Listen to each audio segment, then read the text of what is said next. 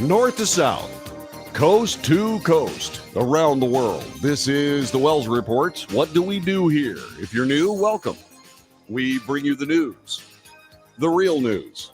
We analyze the news for fact. We draw the contrast between facts and news. In other words, news, as you know, is biased.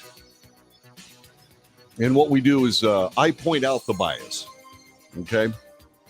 That is not intended to besmirch the article itself or anything of the kind. It is simply to point out that there are biases. And the reason that I point that out is because you need to be aware of that bias. And you're not going to be made aware of it anywhere else except here. Does this show have a bias? Yes, it does. The Constitution, the Bill of Rights, the Declaration of Independence, and the Federalist that explained all of it from our framers of our nation. Yeah, we spent a little bit of time running things through a constitutional lens because our Constitution is being left behind by politicians, and we have to stop it. The aim of this broadcast is to give you more truth at the end of it, to have more truth at the end of it than we start with. That's what we're after. Also, by the way, we bring you news analysis for a fact. Then we bring commentary. That's opinion. My opinion is no more valuable than yours. I don't make my opinion news. As a matter of fact, I do the exact opposite. I make sure you understand when I'm throwing my opinion out there. Because nobody else in this job seems to believe that their opinion is not the news. Well, we're different here. And there's a check and balance on my commentary. What is that? Debate.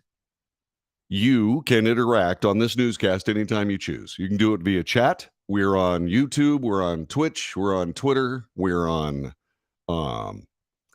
Twitter and YouTube. Thank you. We're on all of those. Bring your commentary. Bring your opinion. Tell the truth. I'm not going to try to argue with you because arguments are boring. What I will do is I'll ask you questions. And I want this to be respectful and friendly. Collegial, in fact.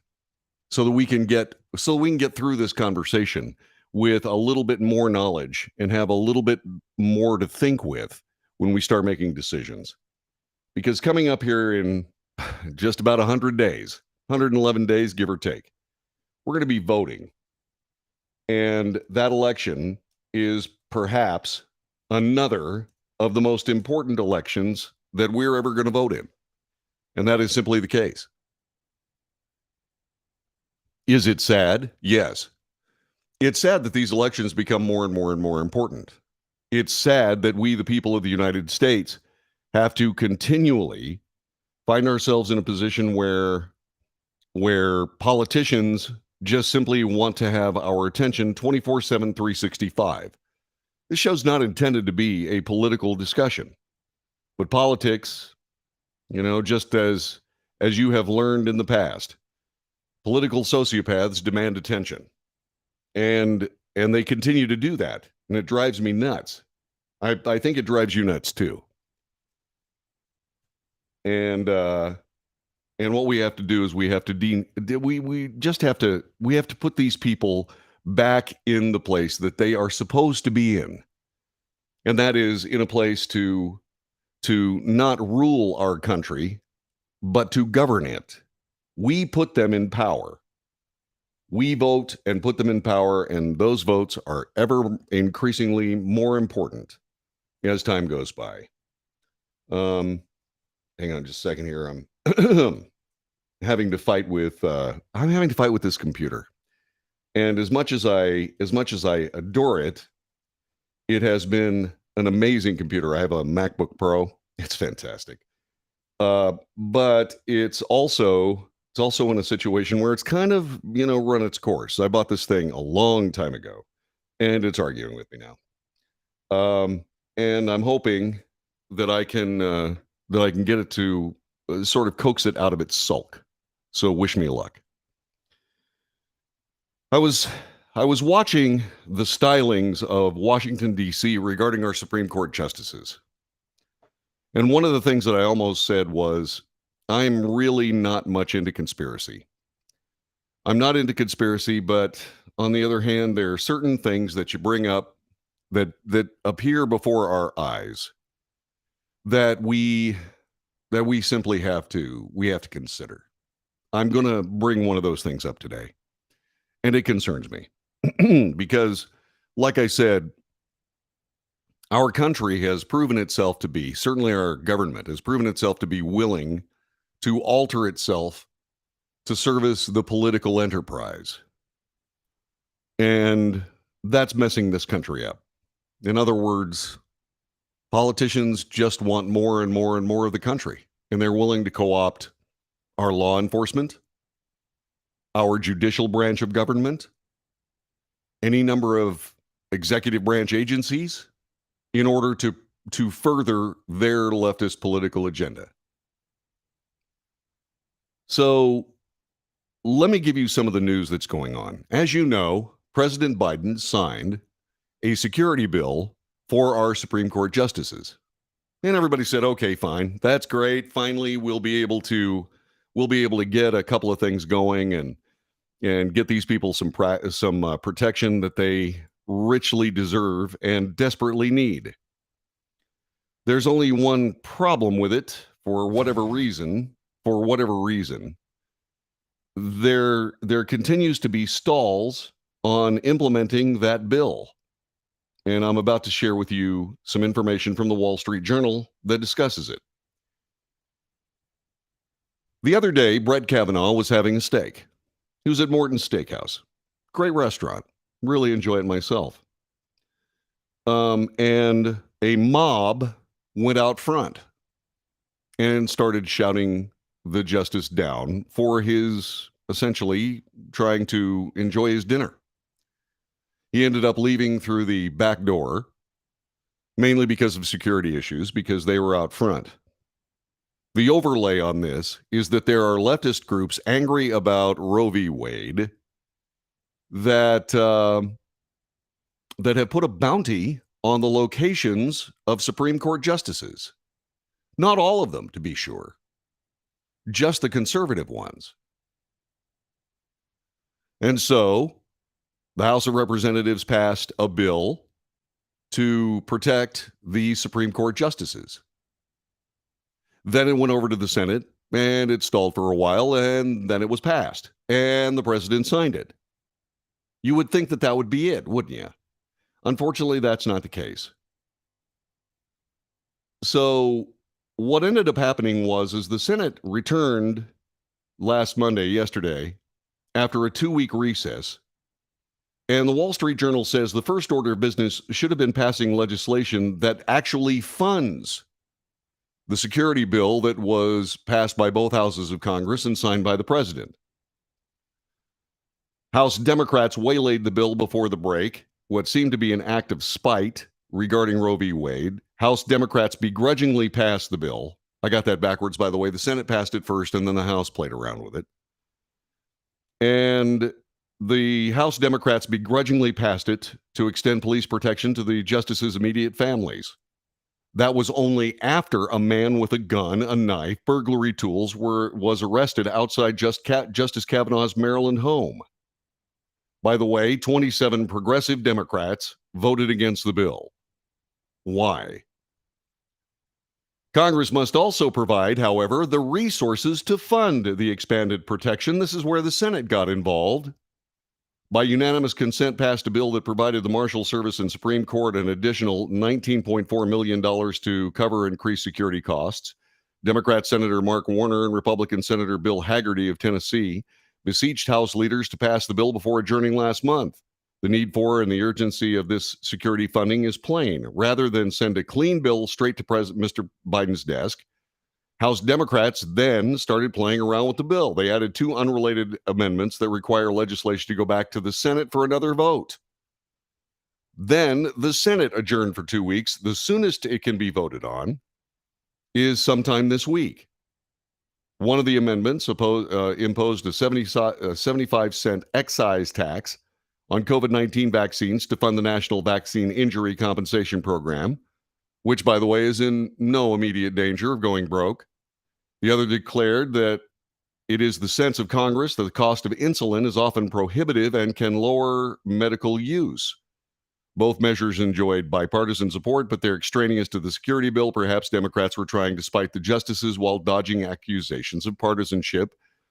As a friend once advised, when you're trying to figure out political motives, when you're trying to, this is funny, when you're trying to figure out political motives, think lower.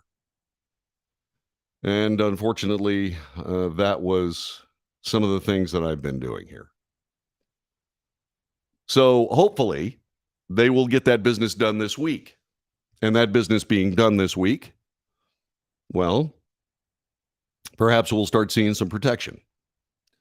Now, Senator Cruz and many other Americans are completely and totally aware that there are already laws on the books that protect Supreme Court justices. They're federal laws. They protect justices pretty much anywhere. And Senator Cruz is trying to figure out just exactly why the DOJ has not been enforcing those laws. Senator Ted Cruz, and this, by the way, from Fox News, requesting Attorney General Merrick Garland to come before the Senate Judiciary Committee for a hearing to discuss the Supreme Court's decision to overturn Roe v. Wade. Fox News obtained a letter that Senator Cruz sent to Committee Chairman Dick Durbin, requesting that Garland come before the panel to, quote, detail the steps the Department of Justice is taking to protect Supreme Court justices in the wake of an unprecedented harassment and intimidation campaign. Senator Cruz referred to 18 U.S. Code 1507, which criminalizes any attempt to influence a judge in the exercise of his or her duties by picketing them at their home, a law passed in order to allow the judges the freedom to exercise judicial power free of outside influence or intimidation. Cruz also cited Article 3 of the U.S. Constitution, which guarantees judicial independence by granting judges life tenure and salary protection to ensure they're not influenced by anything other than the law and the facts in the case that come before them. Quote, unfortunately, despite clear evidence that federal law was violated by mobs of protesters at the justices' homes, the head of the Department of Justice and chief law enforcement officer of the United States flatly refused to enforce those federal laws, unquote, wrote Senator Cruz. He noted that the Supreme Court marshal asked Maryland and Virginia officials to enforce laws that prohibit picketing outside the homes of justices who live in those two states. Further, the governors of Virginia and Maryland called upon the Attorney General to enforce the law as it is written.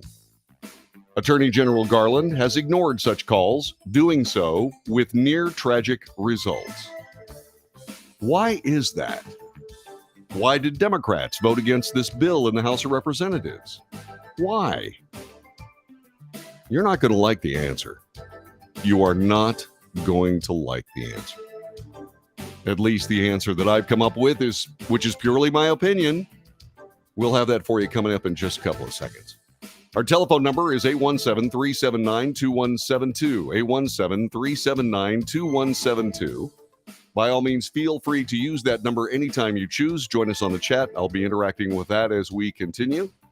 As we get through this Tuesday, the 12th day of July, year of our Lord 2022.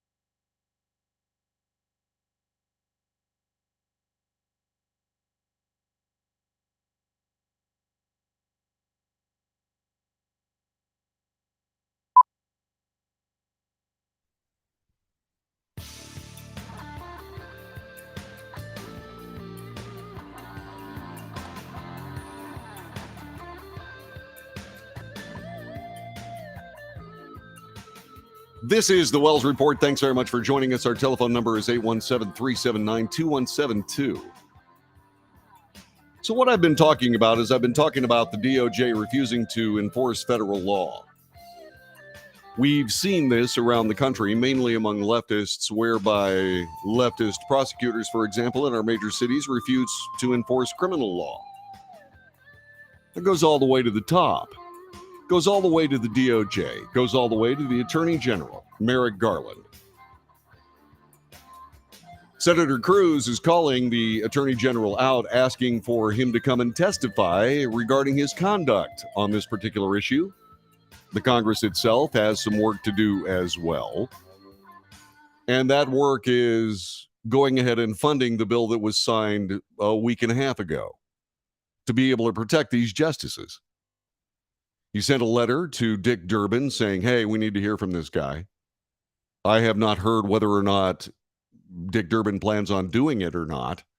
And I certainly have not heard whether or not Merrick Garland is actually going to comply.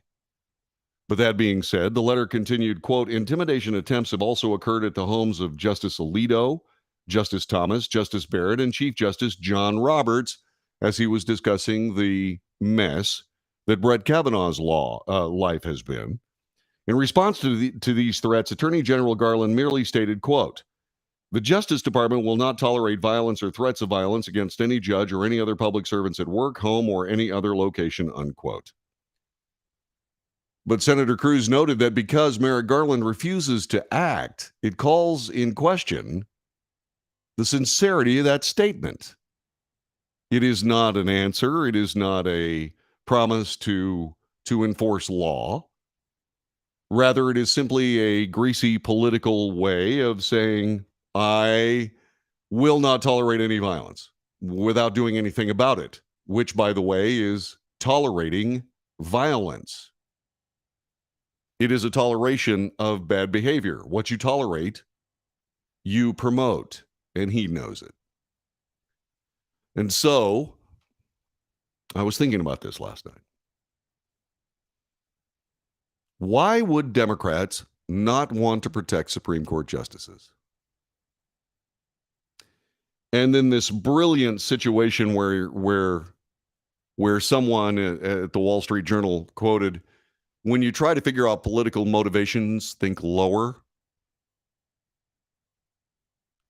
Are Democrats actually trying to create the conditions necessary for the assassination of a conservative associate justice of the Supreme Court of the United States? Dick Durbin himself was certainly willing to talk about how grave changes are coming to the Supreme Court because of this decision. Is that not judicial intimidation from some of the highest ranked people in the Democrat Party? Are Democrats trying to get one of these justices killed? That's my question for you. Don't hesitate to call. Don't hesitate to call and say, you know what, I think you're kind of nuts. Talk me off the ledge on this.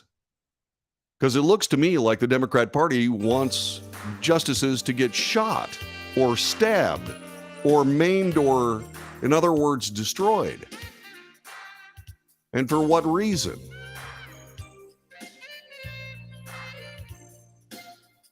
I think you know the answer to that, but I'll share it with you, at least the answer that I have, coming up next.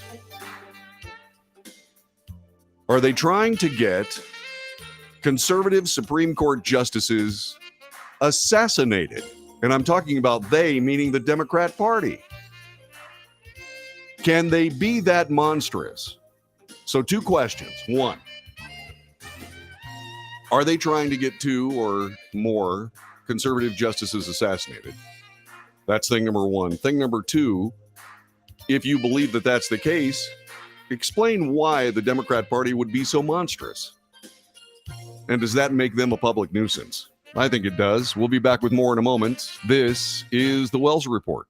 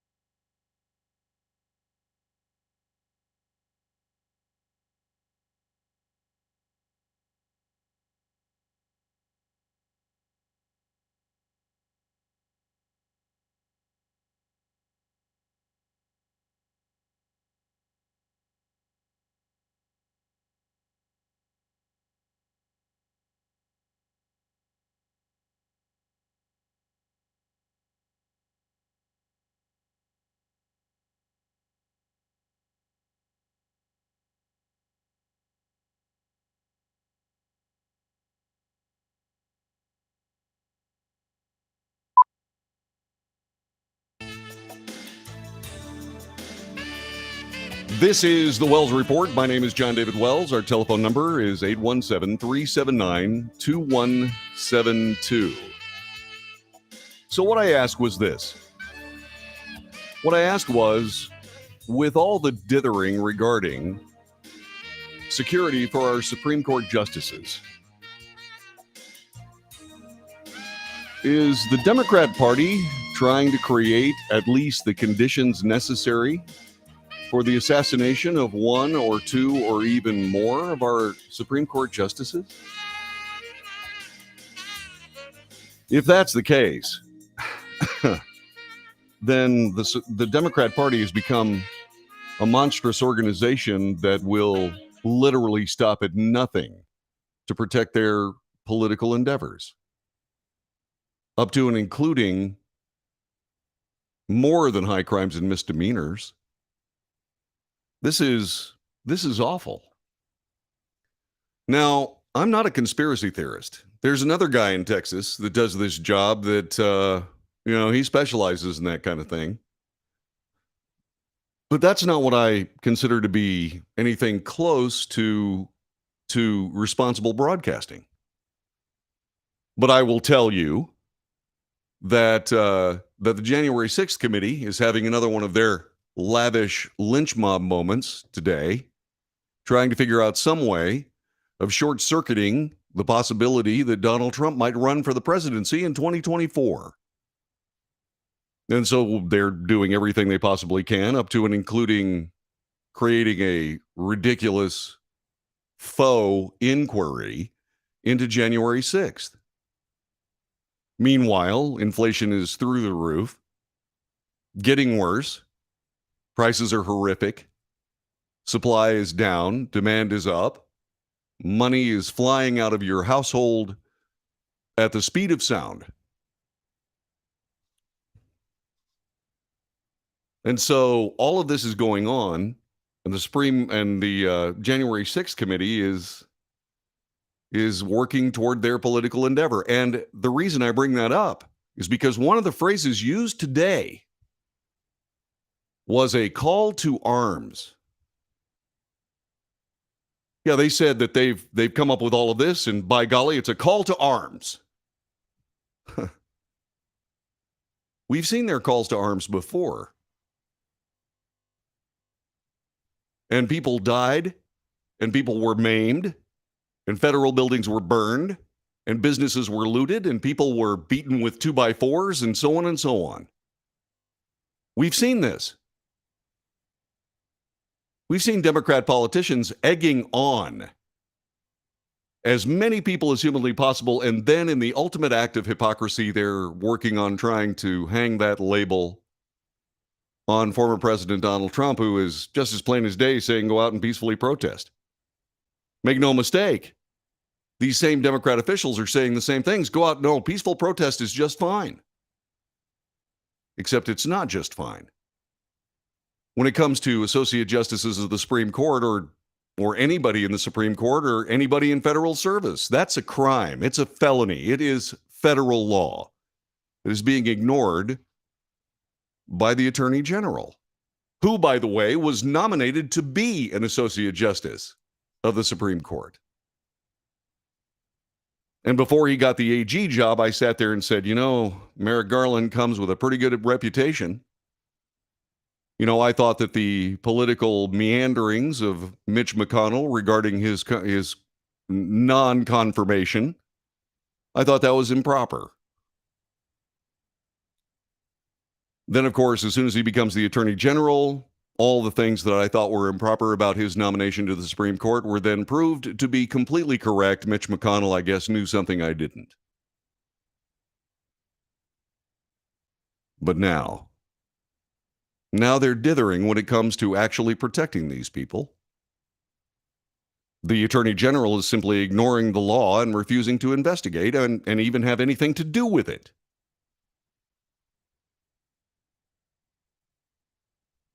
The monstrous thing of all of this is that if we lose a Supreme Court justice or two, the balance of the court can be altered by President Biden.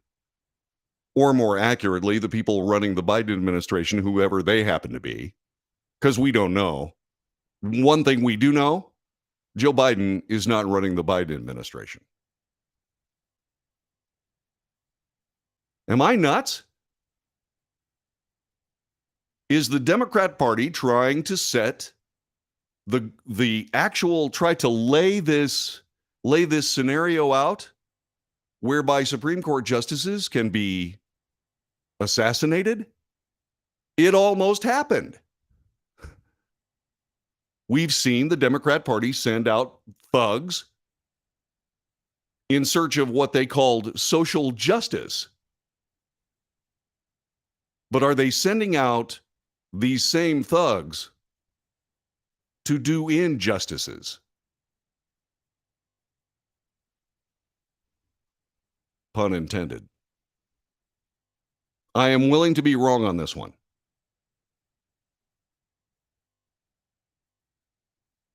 So we know what would have happened if, say, for example, Donald Trump was still in office and the Attorney General, Bill Barr, would ignore the laws of protecting the liberal wing of the Supreme Court. Under these circumstances, there'd be another investigation of the president's conduct in not making this happen. Republicans would be just scourged in public because they refused to protect these justices, but nobody's saying anything. In fact, 27 Democrats in the House of Representatives just plain voted against the bill to protect them. Is the Democrat Party so far gone? Have they descended into being political sociopaths to the level that the assassination of Supreme Court justices is on the table? A table they have set. It's hard to say no, at least in my mind. And once again, I could be nuts. And if you believe so, by all means, talk me off the ledge. 817-379-2172. 817-379-2172. Some of the chats. If there were liberal justices being followed and harassed, there would be screaming bloody hell. Another friend says, is the Democrat Party trying to set the table for the assassination of Supreme Court justices? Yes. This person also answered the second question. Has the Democrat Party descended so far into political sociopathic behavior that they'd be willing to see the end of Supreme Court justices, the assassination of Supreme Court justices, just to be able to have President Biden appoint another justice or two? He said yes to that too. Others have said, yeah, they want to appoint a liberal majority. If the situation was reversed, there would be hearings, riots, and outrage. The hypocrisy and the double standards are criminal. What they don't want the people to believe is that no lives matter, except those of the liberal left. Somebody else says, yeah, nearly unthinkable. And then here we go, then somebody from the other side says, well, here we go about BLM whataboutism. It's not whataboutism. It's the news. That happened. That happened. No FBI posters, no nationwide hunts for the people on video beating women with 2x4s out in front of her business. None of that.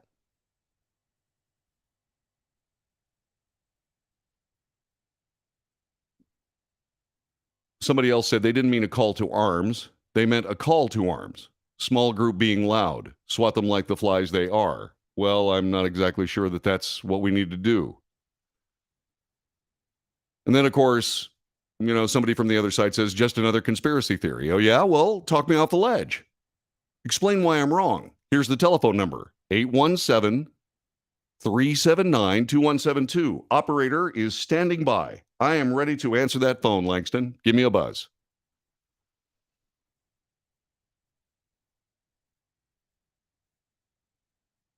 Somebody said, no, I can't talk you off the ledge.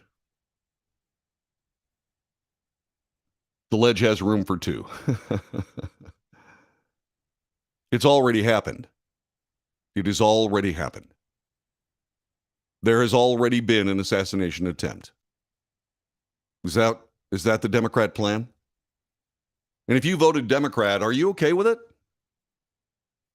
Once again, talk me off the ledge. I'm right here. Tell me why I'm wrong. Tell me how I just came to the wrong conclusion. Tell me that the Democrats wouldn't have immediately jumped into some form of protection if Sotomayor, if Elena Kagan, if these other liberal wing justices were being threatened. Please tell me. Tell me the difference.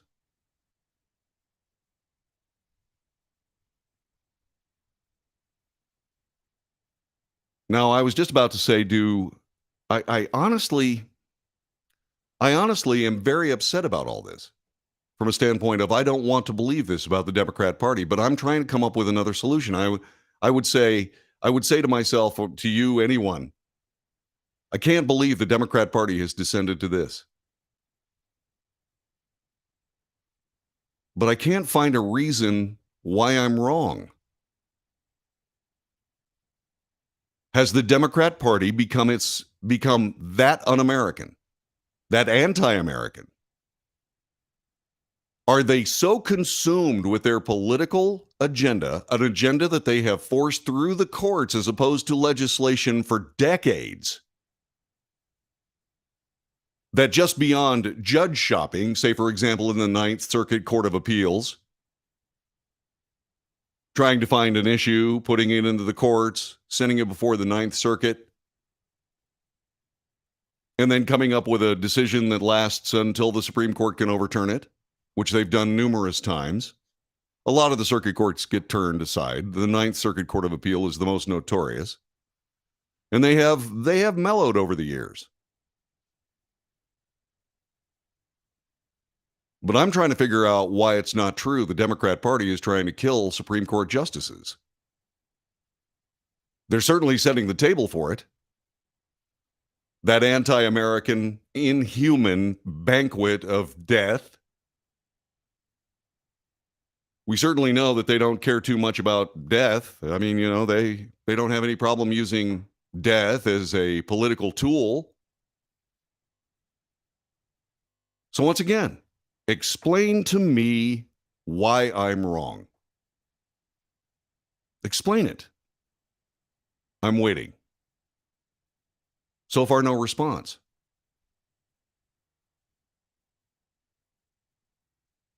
Which points out that one of the things that concerns me the most about the Wells report is that the left doesn't spend enough time on this show. I'm not going to bark at you. I'm going to ask you difficult questions because these are difficult topics. These are difficult topics that require being addressed.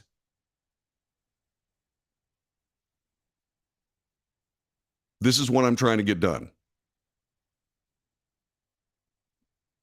Normally, I have, from time to time, pointed out that there have been people listening to this broadcast that have taken certain things from it.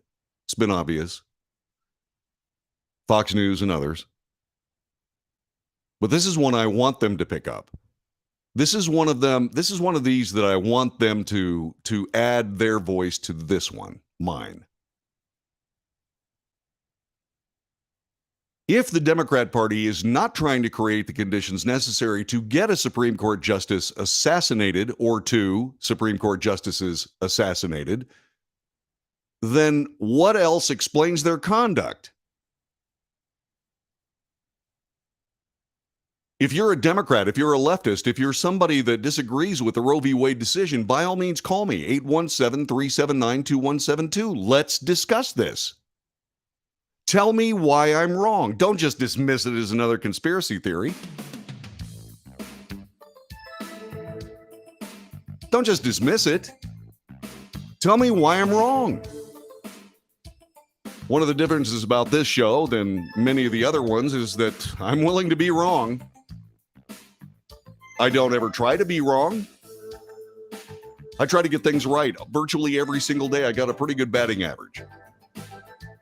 But I still need to know if the Democrat Party is not trying to create the conditions where assassination of Supreme Court justices is possible, then what are they trying to do? What explains their behavior in not getting them protected? What explains the Attorney General of the United States ignoring the fact that there's been an assassination attempt already on one Associate Justice and still hasn't done anything about the others? You tell me. This is the Wells Report. Back in a moment.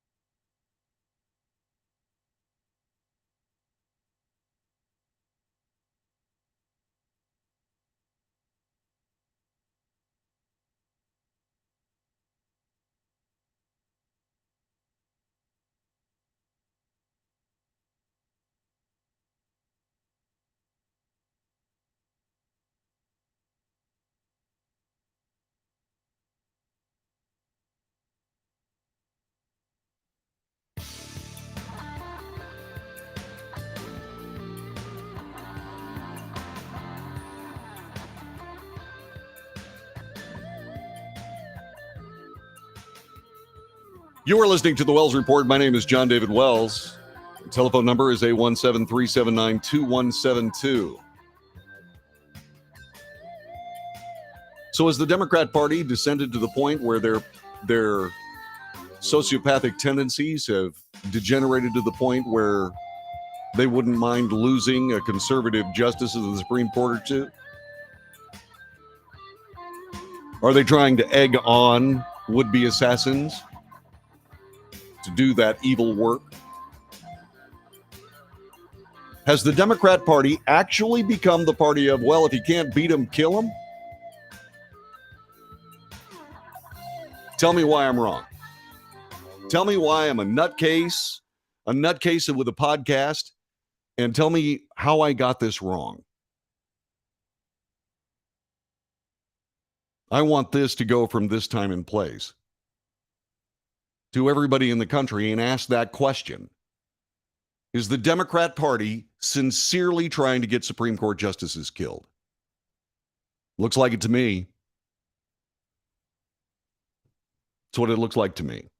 Speaking of the DOJ not doing its job, a director of a crisis pregnancy center in California detailed for the Senate Judiciary Committee measures her clinic is taking amid recent leftist attacks on such facilities, including 24-hour security. Pregnancy centers from coast to coast are being targeted for violent assaults, vandalism, hateful attacks online and in the media, said Heidi Matzke, the director of the Alternatives Pregnancy Center in California, said today during a hearing just last week.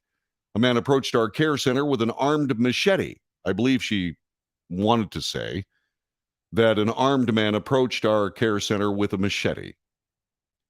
Centers like Matzke's have seen an increase in attacks since Politico earlier this year published a draft Supreme Court decision very much like the one that actually became announced by the Supreme Court regarding Roe v. Wade. The court made the decision official when it released the opinion in Dobbs versus Jackson Women's Health Organization last month. Ms. Matzke said, "We've been forced to hire 24-hour on-site security. We've had to reinforce doors and bulletproof our walls. We've had to paint our building with anti-graffiti coating. We've added cameras, armed our staff with pepper spray, stopped running our mobile clinic because of threats of violence." Any FBI wanted posters? There's video of these people.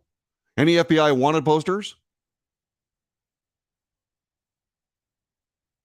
So when the president talked about trying to stop the scourge of extremism in our country, he meant right-wing extremism. Is that right? Because left-wing extremism, well, is just simply peaceful protest. Stop worrying about that ridiculous Molotov cocktail problem. And then somebody says, well, some guy was caught with Molotov cocktails. Some right-wing guy. Yeah, well, how many right-wing guys have actually thrown them? We got James Revenge bragging about how they're taking out these pregnancy centers. We've got Ruth sent us doing the same thing. They've actually thrown Molotov cocktails. What is happening? What is happening? The answer is, I don't know. But the obvious conclusion is beyond frightening. What if these people actually come to power again? Fortunately, they've been stalled by their own ridiculousness. But what happens if these guys actually consolidate the power they want to? By federalizing election laws, by packing the Supreme Court, by doing all of these things. What if they actually create the power necessary to be able to throw this delirium at us as the law of the land?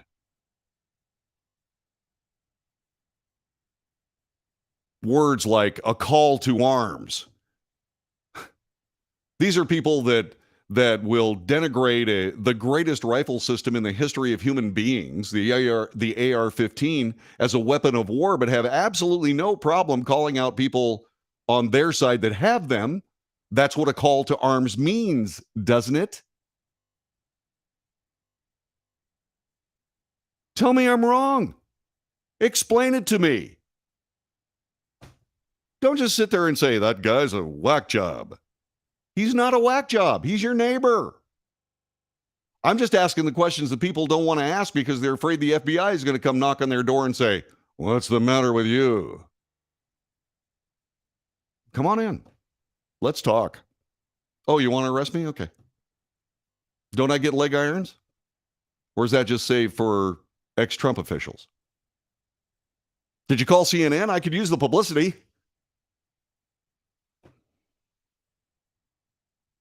I know. Edgy sarcasm. But in the face of absurdity, sarcasm is oftentimes the most effective tool to combat it, wouldn't you say? These people have a rather passing fancy with reality and truth.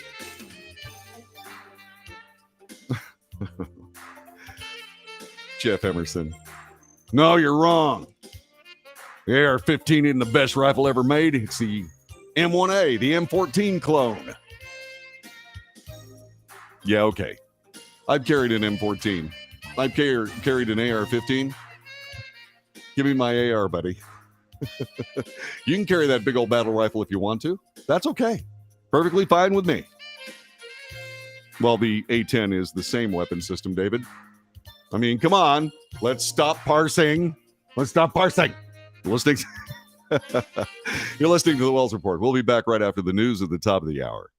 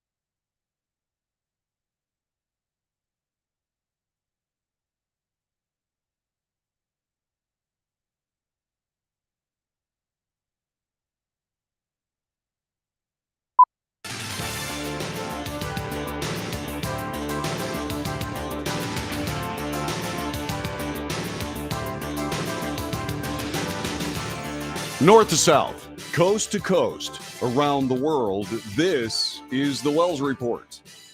This broadcast is about the news. It's about analysis for fact from that news. And what we do is we make absolutely sure that we bring you the news with as little, if not any, bias, except, of course, for constitutional bias. We are biased towards the Declaration of Independence, the Constitution of the United States, the Bill of Rights, and the Federalist that explained it all. That's what we do. We try to make sure that we as Americans have the country guaranteed to us by the framers that wrote those documents. The greatest founding documents of any country anywhere in the world, and that is simply the case. That is not just jingoistic xenophobia. That is the fact that this country has outperformed every other country in the history of the human endeavor, ever. And we protect it here. Now, that doesn't mean that people who even disagree with the Constitution don't have a place at this table, because you do. I make commentary. That's opinion. Just as valuable as yours, or just as worthless. It just depends on your point of view, I suppose. But that point of view and this discussion of what we discuss here, from a standpoint of all of the news that comes to us every single day, is the mission of this broadcast. We try to bring more truth at the end of it than we did when we started. That's what we try to do here. Politics is too big of a deal in our country, especially federal politics. That federal government is not supposed to be the be-all, end-all of life in the United States. But the people up there, the 1,000 or so that are in Washington, D.C., they just feel like this is a government of the government, by the government, for the government. Sorry, I disagree.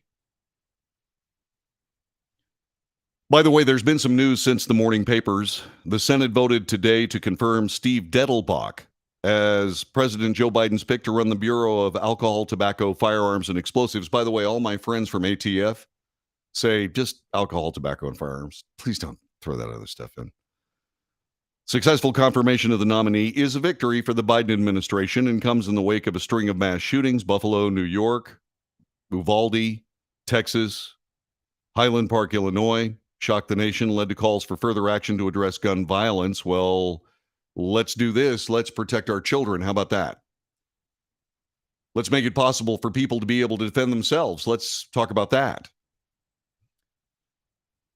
By the way, the confirmation vote is a milestone. It's embarrassing because the ATF has been without a director since the last confirmed leader stepped down in 2015. It's 2022. And by the way, that's a bipartisan screw-up. The Senate last confirmed an ATF nominee in 2013. What an embarrassment. Dettelbach is a former federal prosecutor, was previously unanimously confirmed by the Senate to serve as U.S. Attorney for the Northern District of Ohio under President Barack Obama. During his confirmation hearings, he vowed, listen carefully to this. During his confirmation hearings, he vowed he would not be influenced by political considerations, saying he is dedicated to upholding the law, free from political interference, and would do so in the post of ATF director if confirmed. Quote, politics can play no role in law enforcement, none at all, unquote.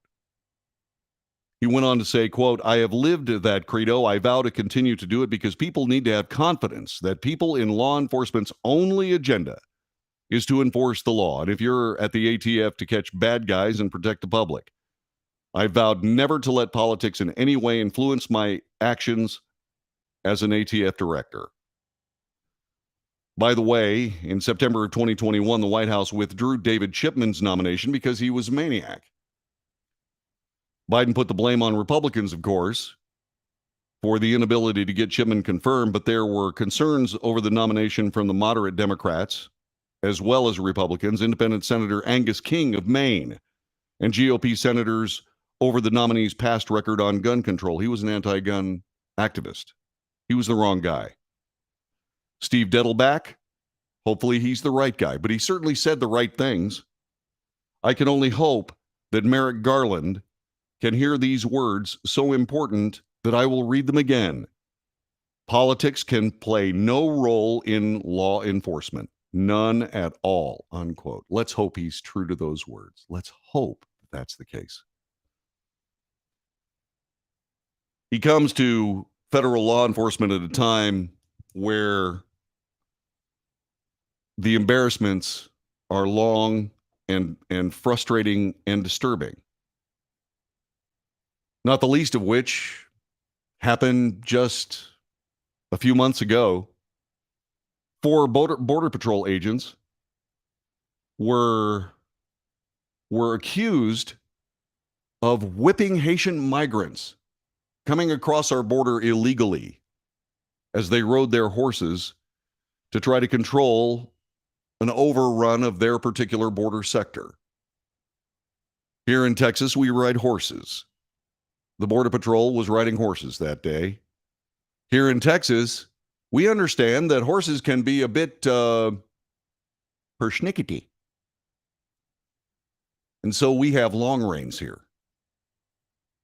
Because every now and then an attitude adjustment is required on horses, especially when they're excited, especially when they're doing their jobs, which was to control people trying to rush the border. The left immediately said, my God, these Border Patrol agents were whipping Haitian migrants. Oh, my God. Totally discredited. Totally discredited. The President of the United States just plain threatened these men in a rush to judgment that had it been some other president of another political party, he would have been sundered in the press for it. But not this president. No, it's just awful. It's so ridiculous, in fact, that after the Border Patrol Office of Professional Responsibility found no evidence to corroborate whipping charges, cleared the men, there is still an administration attempt to punish them for what? From the New York Times, Border Patrol agents on horseback used unnecessary force in September against black migrants who crossed into Del Rio, Texas, en masse amid a humanitarian crisis that exposed the Biden administration's struggle to maintain a record number of to contain a record number of southwestern border crossings. The article goes on, in the absence of clear instructions from their supervisors, the agents took command from Texas State Police and improperly used force or threat of force to drive migrants back into the Rio Grande. That's not what they were doing. They were trying to keep the migrants in front of them. They were not trying to force them back into the river.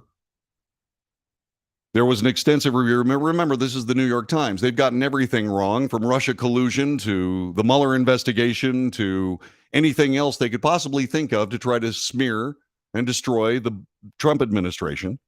And here's more of it.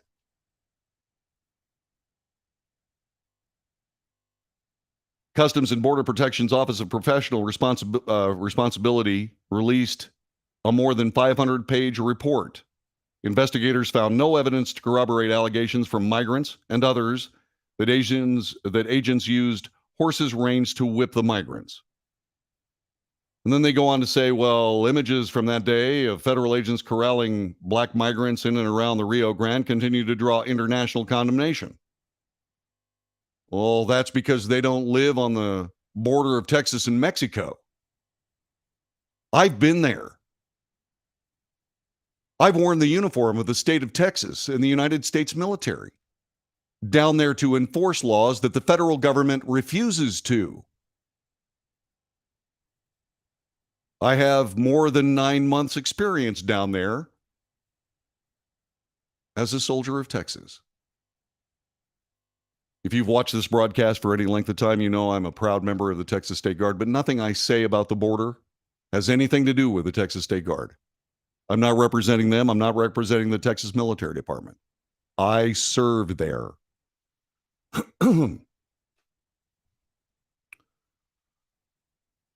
Because I serve. It's what this broadcast is all about. That's why people that disagree with me are certainly welcome to disagree with me in real time. This is all interactive. You can chat with me. You can call me on the telephone, 817-379-2174. I'm sorry, 2172. 817-379-2172. You can call me right now. But I will tell you that the mission that I have had the privilege to be a part of is essential to this country, not just to Texas, but to this country. And I dare say it's also absolutely essential for the health and welfare of these people walking across deserts. Let me explain something to you. We're having, how do I say this? Oh yeah, the summer from hell here in Texas. In Fort Worth today, the temperature is currently 102 degrees. It feels like it's about 5,000 degrees out there. Tomorrow will be 106, Thursday 104, Friday 104. It's going to hover over the 100s for the next few weeks here. We're baking. And these people are trying to cross this border because they've been invited to by anti-American policy from the Biden administration. It's also anti-immigrant. These people are dying down there.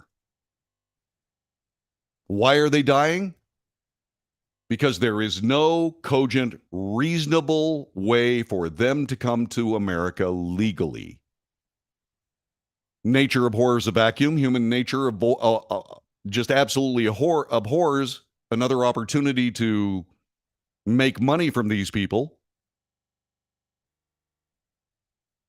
And so what they do is they figure out ways of skirting American law, or moreover, manipulating the opportunities because of lax enforcement of American law. And anybody who is not taking part in this willingness to not protect the laws of our land, not to protect the borders of our land, well, the administration is doing their absolute dead level best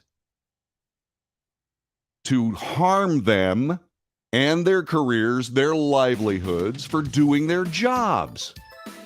Which is why 4 agents are now facing disciplinary actions for the events of that day. Why?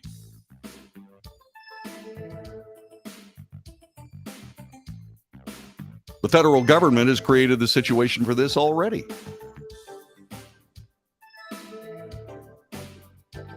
Why?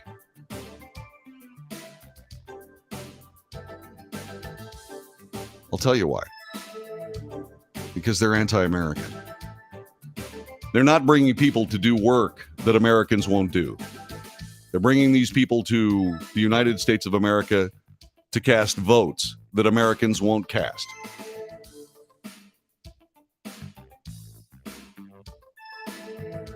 And so now what we're going to do is take 4 Border Patrol agents and hurt their careers. You're listening to The Wells Report. Back in a moment.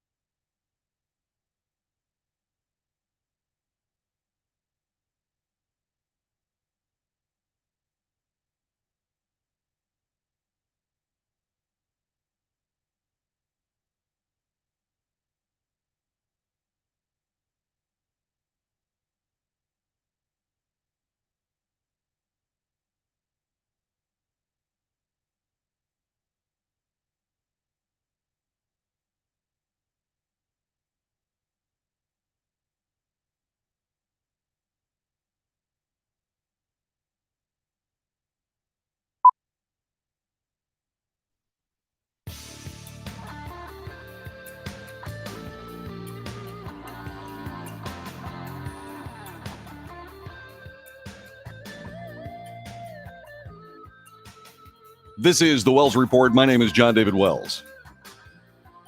Our telephone number is 817-379-2172. Border Patrol agents doing their jobs well attacked. The Office of Professional Responsibility of the Border Patrol finds that they did nothing wrong.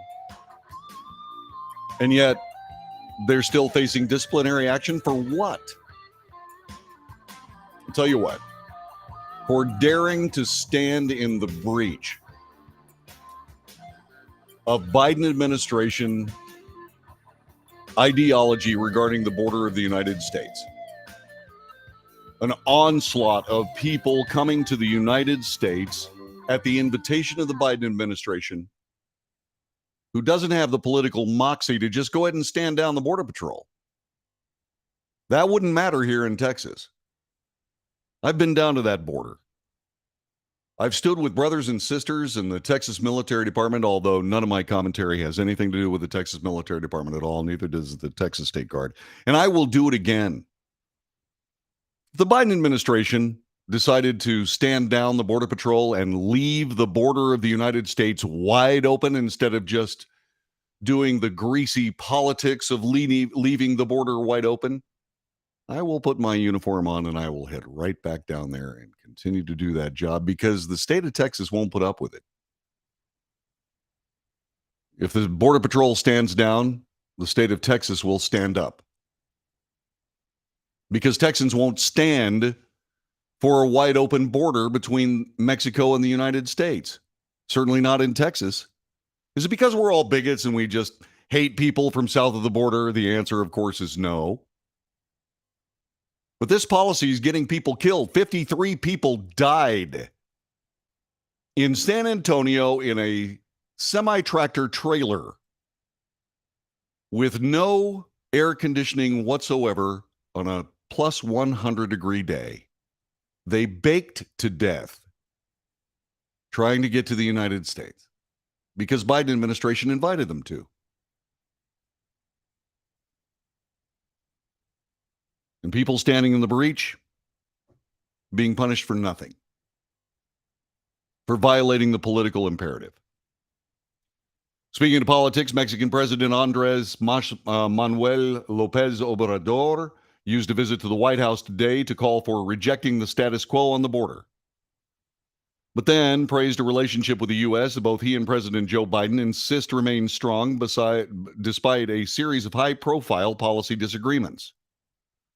In lengthy comments before the start of the meeting with the president, Lopez Obrador touched on the New Deal politics of Franklin Delano Roosevelt and chided conservatives. He also vowed that the U.S. and Mexico should close ranks to help each other amid spiking inflation and border challenges, brutally underscored by 53 migrants who died last month after being abandoned in a sweltering tractor trailer in a remote back road in San Antonio. Lopez Obrador has struck a positive tone with Biden while heaping praise on Vice President Kamala Harris. For what? That should tell you a little bit about Lopez Obrador and his willingness to play politics while his countrymen baked to death in semi-tractor trailer trucks in San Antonio. If he wanted his citizens to be safe, he would close the border from his side. President Biden was equally, I was going to say butt kissing, but I can't say that. We see Mexico as an equal partner. You and I have a strong and productive relationship. I would argue a partnership. Partnership for what? To get people killed on the border? To turn people trying to do the work the federal government will not do to protect that border into criminals and animals? Bigots? Is that the work they're trying to get done?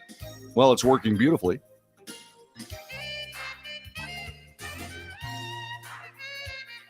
Lopez Obrador declined a Biden administration to the Summit of the Americas. That snub was talked about. But then he came to Mexico to make nice. Well, okay. President now heads to the Middle East. We'll see what happens there. You're listening to the Wells Report. We'll be back with more in just a moment.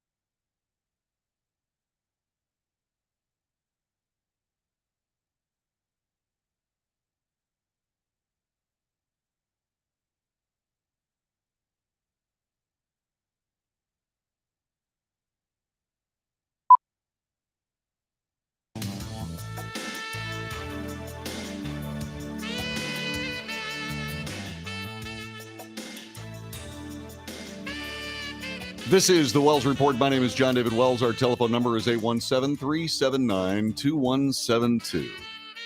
Call us. Call us on the phone. I love the people who listen to this broadcast because they are truly kind. One of them said, "Bless the migrant's heart in this heat. But it would be easier and cheaper to care for them on the Mexico side. It would be safer, too." Do we need a real immigration system? Yes. Yes, we do.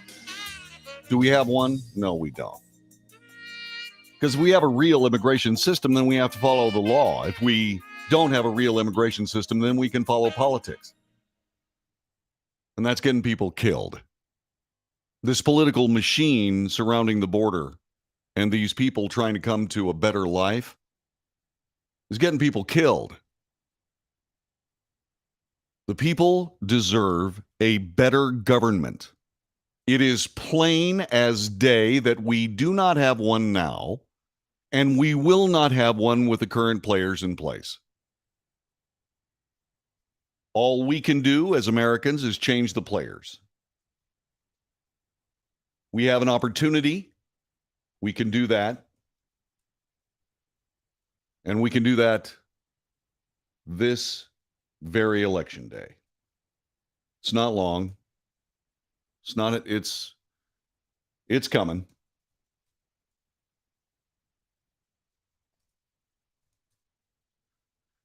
And we have to do something better than what we've been doing. We have to make better decisions. This shows an attempt to give you information to base those decisions on.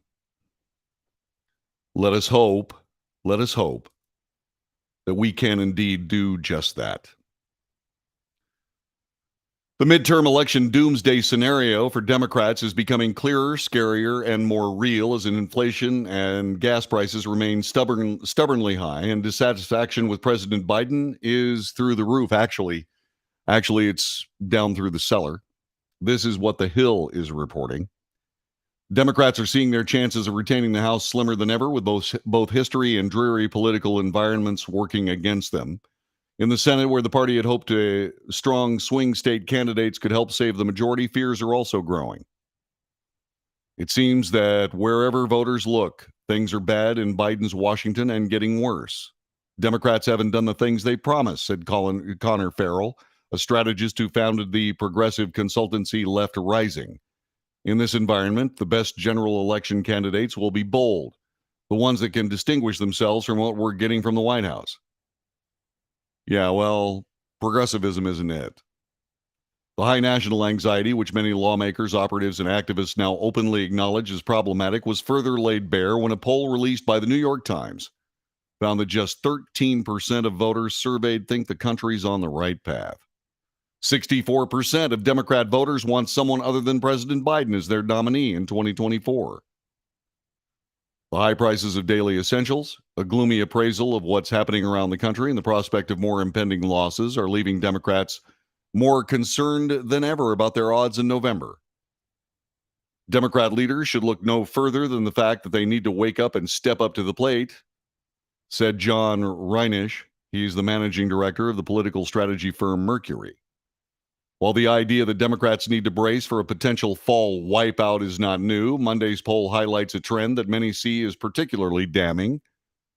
A majority of registered Democrat voters not happy with the overall direction of the U.S. under Biden's leadership. They're not on board with another 4 years of it. No way. They're not on board with another 2 years of it. 63% of Democrats polled said the country is headed in the wrong direction. Only 27% said it's on the right track. Those are Democrats. They're not just losing independents. Never Trump Republicans, said Reinisch, referencing two blocs that helped Biden establish a diverse coalition in 2022. Now they're losing their own voters. Democrats' own voters don't feel as if their leaders are listening. That mindset is adding to what many fear is an uphill midterm battle. A Politico Morning Consult poll constructed last month did, however, find that registered voters are evenly split on the generic congressional ballot if the elections were held on the day that it was taken. But the party does not appear concerned They think that Biden's waning approval will not jeopardize down-ballot candidates. You'd by God better. Those down-ballot candidates, there's no such thing as a down-ballot candidate now. What's happening in our schools requires, I don't know, serious consideration of who's running for school board, doesn't it? District attorneys from around the country. Good heavens, you've got to just do your homework and just be real American voters. You got to be less Democrat and more American. You've got to be less Republican and more American. A lot more American. It is essential. CNN still thrashing about in the swamp that they themselves created for their network. They have a headline that I'm going to have to find out more about. Democrats still have this glimmer of hope for the midterm elections, according to John Harwood of CNN. He says President Joe Biden cannot avoid a bad midterm election, but with a boost last week from the U.S. Supreme Court, he still might avoid the worst. A bad election means losing the Democrat majority in the U.S. House of Representatives, which his own party strategists now consider virtually certain. A Republican-controlled House would roadblock his legislative agenda, investigate his administration and family, and perhaps even impeach him, notwithstanding the absence of legitimate cause. You don't think there's a legitimate cause to impeach Joe Biden? Really? How about 1 million barrels of strategic petroleum reserve oil landing in a company that his son Hunter Biden, is a stockholder in? That's not impeachable? See, that gets back to the same thing that I was talking about when they were impeaching President Trump. So, doesn't there have to be a high crime and misdemeanor? If this isn't a high crime and misdemeanor, what is? Now, I'm not using that as sarcasm. I'm actually interested. We need to define what a high crime and misdemeanor is. I would suggest that a violation of the U.S. Code might be something that you have to keep in mind. You know, actual breakage of law. Oh, okay. Somebody from the other side just said, Biden doesn't control the oil shipment. Please be accurate. Oil from the U.S. goes to OPEC. Isn't it? So it's just a coincidence. It's just a coincidence that this oil landed in a company that Hunter Biden is a stockholder in. It's just a coincidence? Okay. Sure. Just a coincidence. And by the way, this canard, this fairy tale that oil is a worldwide market. Oil is a worldwide market. Doggone it. And what happens that this West Texas crude that we pump every single day in the United States, that's not American oil, that's international oil. Really? How come we were paying $2 a gallon for gasoline when President Trump had the country as energy independent? Well, I'll tell you why. Because the United States finally was a net exporter of energy. There was more energy in the world market. The price went down because there's more energy available. So don't tell me that the United States can't have some impact on the world price of oil. It's ridiculous. It doesn't go to OPEC. OPEC has nothing to do with this particular shipment of oil. OPEC is not the world cartel. It is simply a Mideastern cartel. It has nothing to do with oil going to China. That's a quid pro quo. 1 million barrels of oil at what cost? What did this company pay for that oil? Did they pay market rates? I don't think so. It's just oil that they have. It's like found money. They now have an extra 1 million barrels of oil to be able to export as they see fit. No, I'm not going to stop. I'm not going to stop. This is analysis that I have done for years. The control of oil in the United States should not be a political tool for any party. The harvesting of American resources is something that belongs to Americans. It doesn't belong to the Democrat Party.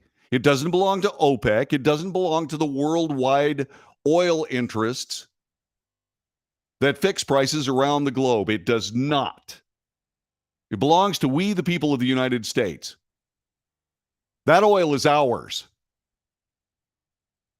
And we have more, and we should be harvesting it. That we are not is government incompetence. But this looks a little too calculated to me. Just my opinion. Just my opinion. It's not a conspiracy theory. Not in any way, shape, or form. This happened.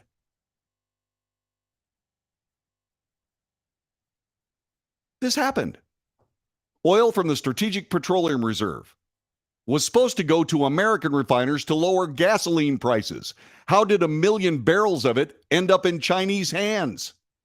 In a company that is a holding of Hunter Biden. If that's not influence peddling, what is it? Go ahead, tell me. You know the phone number? 817-379-2172. Make your case. Give me a call right now, Isaac. Let's go. No, the oil is not sent to OPEC.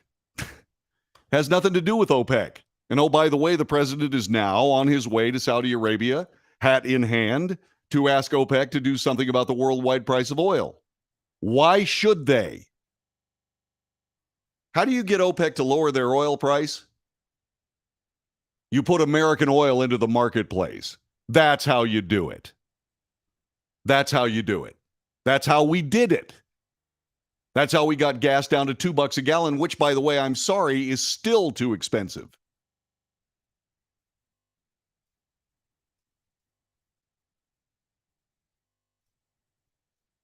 Now, please, I realize that, I'm forceful when it comes to this. But I've had enough. I've had enough political spin of this particular subject. I've had enough. I've had a belly full of it. I've had enough. We had $2 a gallon gas until Joe Biden took over. Now it's $5 a gallon. Case closed. The difference is that we were harvesting our own energy. We were harvesting our own energy. Energy independent. Oh, it was COVID. Oh, it was COVID. Oh, it was COVID. No, it wasn't COVID. COVID had nothing to do with it. Shutting down the Keystone XL pipeline had something to do with it. Suddenly, refiners that worked 10 years out, suddenly they had to wonder whether or not they were going to have an access to North American oil. And so they contracted their businesses. And then this ridiculous idea that somehow we're going to get all of our energy from the sun and wind, going back to the 14th century for a windmill, for crying out loud. That's great technology. Curtail our energy production just in time for everybody to start driving electric cars. That's absurdity. It's incompetence. It is the government of the United States operating for their own interests. Who's running the government? Democrats. This is not a partisan broadcast. This is not a conspiracy show. This is the news. Just because CNN and MSNBC and the New York Times and the Washington Post and the LA Times and all these people refuse to tell you the truth doesn't mean you're not hearing it right now. You are hearing it right now. And if you disagree, explain. Tell me how I got it wrong. Please do. Please do. Love to hear your explanation. During COVID, Trump asked OPEC to artificially increase the price. Cite your source. Cite your source. You are listening to The Wells Report. I am John David Wells. The Democrats are in trouble. They should be in trouble. They should be in trouble. No, it's not a partisan broadcast. It's a truthful one. What does it tell you about your political party when I tell the truth and you think it's partisan? Tell me what I'm getting wrong. Tell me, explain my partisanship. Get on it, man. 817-379-2172. Alan, who said, this is not a partisan broadcast, in quotes, and then he puts emojis up there with people laughing with tears coming out of their eyes. Yeah, that's not laughing with tears coming out of their eyes. That's being confronted with reality. That's confronting with truth. And that's what we do here. If you have a problem with it, explain your case. This is the Wells Report. Back with more in a moment.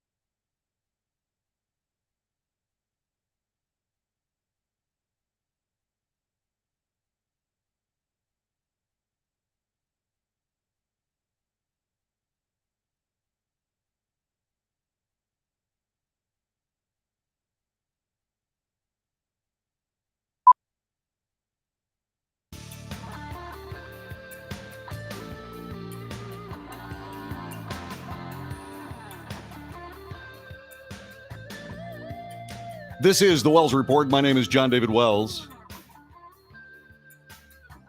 Our telephone number is 817-379-2172. 817-379-2172. Elon Musk was castigated by President Trump the other day. Yeah, comments from Donald Trump happened at a weekend rally in Alaska. President Trump said that Musk had lied when he claimed he voted for Trump. Musk suggested that Trump should move away from politics. Quote, "I don't hate the man, but it's time for Trump to hang up his hat and sail into the sunset." Democrats, listen carefully to this. This is next level stuff that Musk just laid out. And let me explain. Quote, Dems should also call off the attack. Don't make it so that Trump's only way to survive is to regain the presidency. Too late. President Trump has exactly one way to regain his reputation, and that is to regain the presidency and prove he was right.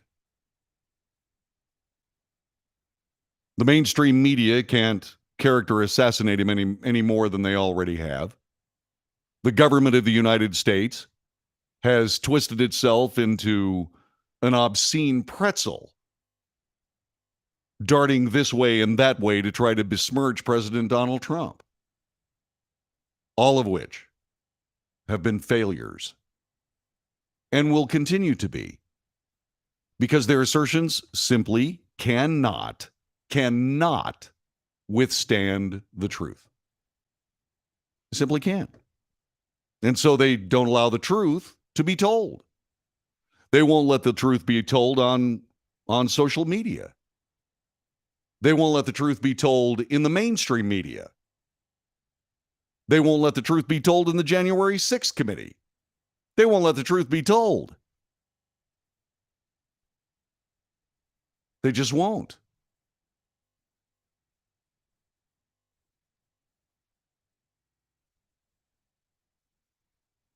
I don't understand it.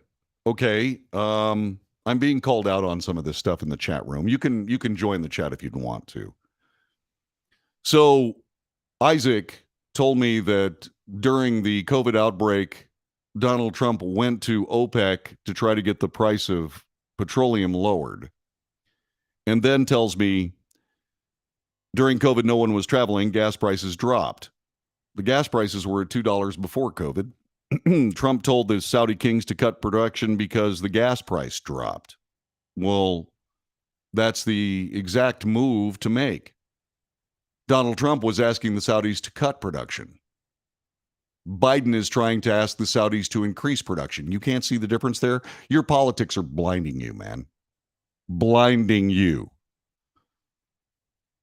My show has included statements like there was an increase in the minimum wage. Yeah, there was an increase in minimum wage in California and in Colorado. Those are two very big states. It happened all around the country. In leftist states, they raised the minimum wage. And for about 3 months, everybody had a little more money that were working in those jobs. And then what happened? Well, the market increased. The market expanded to soak up that money. Because when there's more money available, prices go up. It's simple. I said that France and the UK were not friendly to the Jewish people. Europe is anti-Semitic. You don't have to go back very far. You don't have to go back very far.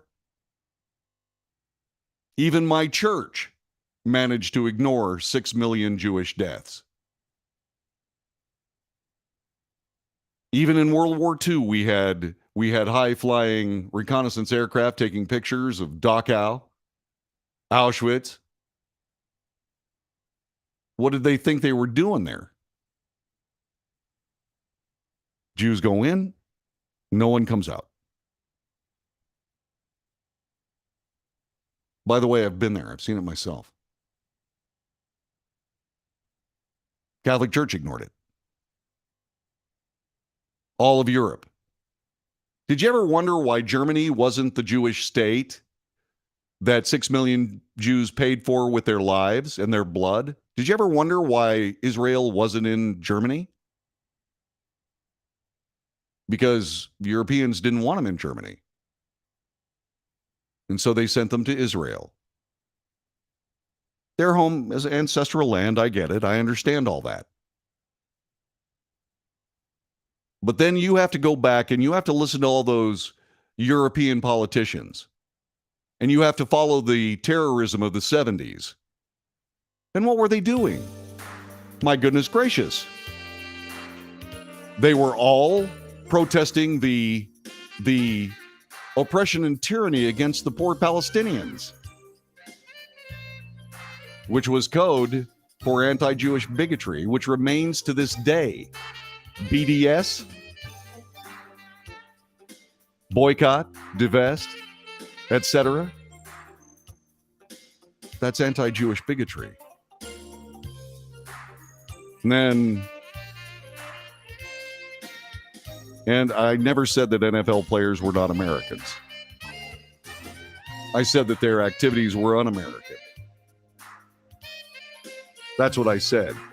Besmirching the country that makes you millions of dollars for playing a kid's game? Is that biting the hand that feeds you? I didn't say they were not Americans. I said they were un-American. You got to listen. You just got to listen. This is the Wells Report. Back with more in just a moment.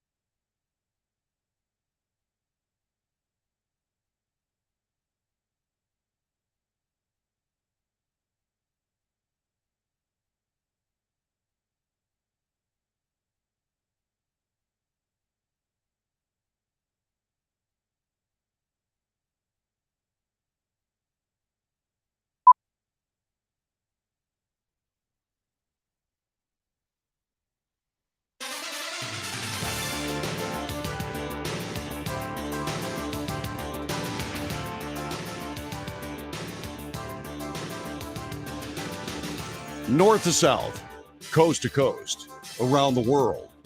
This is the Wells Report. I'm John David Wells. Thanks very much for listening today. Thanks very much for watching. Thanks very much for taking part in this broadcast, which is about the news. It's also about reality.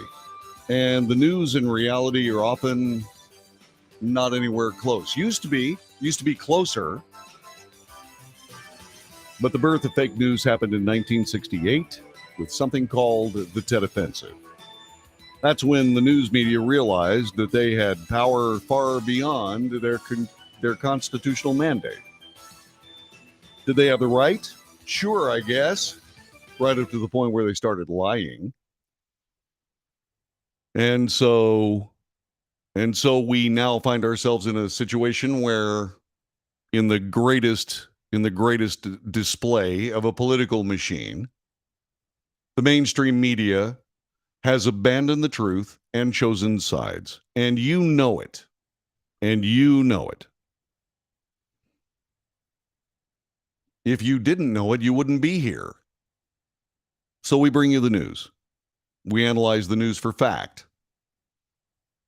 We report the facts of the news. We draw contrasts. And then there's commentary, and that's the part of this that I worry over the most. Because my opinion is not the news. Don Lemon believes his opinion is the news. Sean Hannity believes that his opinion is the news. I don't. I believe it's my opinion. And I believe you have an opinion. Let's share them. That's why there's debate. So news, analysis, commentary, and debate. The Wells Report. Also, by the way, I don't usually spend an awful lot of time on this broadcast making personal pleas, but I do have one. And the reason is because the other day I took my dog to the Weatherford Peach Festival. I like Weatherford. Weatherford is a great little town, wonderful people, fun stuff. And we went there for something that they call the Weatherford Peach Festival. Let's try this one more time. Okay. Will I be successful this time getting my computer to work? Maybe. So this personal plea. I have a dog. He's right over there. His name is Odin. He's the smartest dog I've ever known. And when we went to the Peach Festival, I took him with me. Because he's a sweetie pie and people like him and he's pretty and people like to see him and pet him and little kids were doing it and he was licking them and he was just having a great time. Except for one small problem. It was 106 that day and the pavement was really hot. And he told me, Dad, my feet are burning. And I said to myself, I think the people that put shoes on their dogs, maybe just a little weird until that day. And I said to myself, got to find something to get my dog's feet a little bit more comfortable. So I'm looking for cool sandals for my dog. I can't find them yet. If you happen to know where they are, would you please tell me? 817-379-2172. You can put it up on chat. Odin is a man about town. You just can't put silly looking stuff on him. You just can't. He's a well-dressed dog, except when he's naked, which is most of the time. But I'm trying to help him out. So if you happen to know about some good sandals or feet coverings for my dog, would you please share that for me? Because he said, and so I'm trying to help my dog out. So if you happen to know anything like that, would you please help me? Sorry about that personal thing, but whatever. So this is the Wells Report. This is the third hour. We do 3 podcasts every single day. If you missed the first 2, go get them.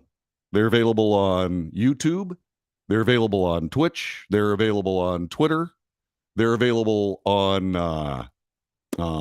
Twitter, YouTube, Twitch, and Facebook.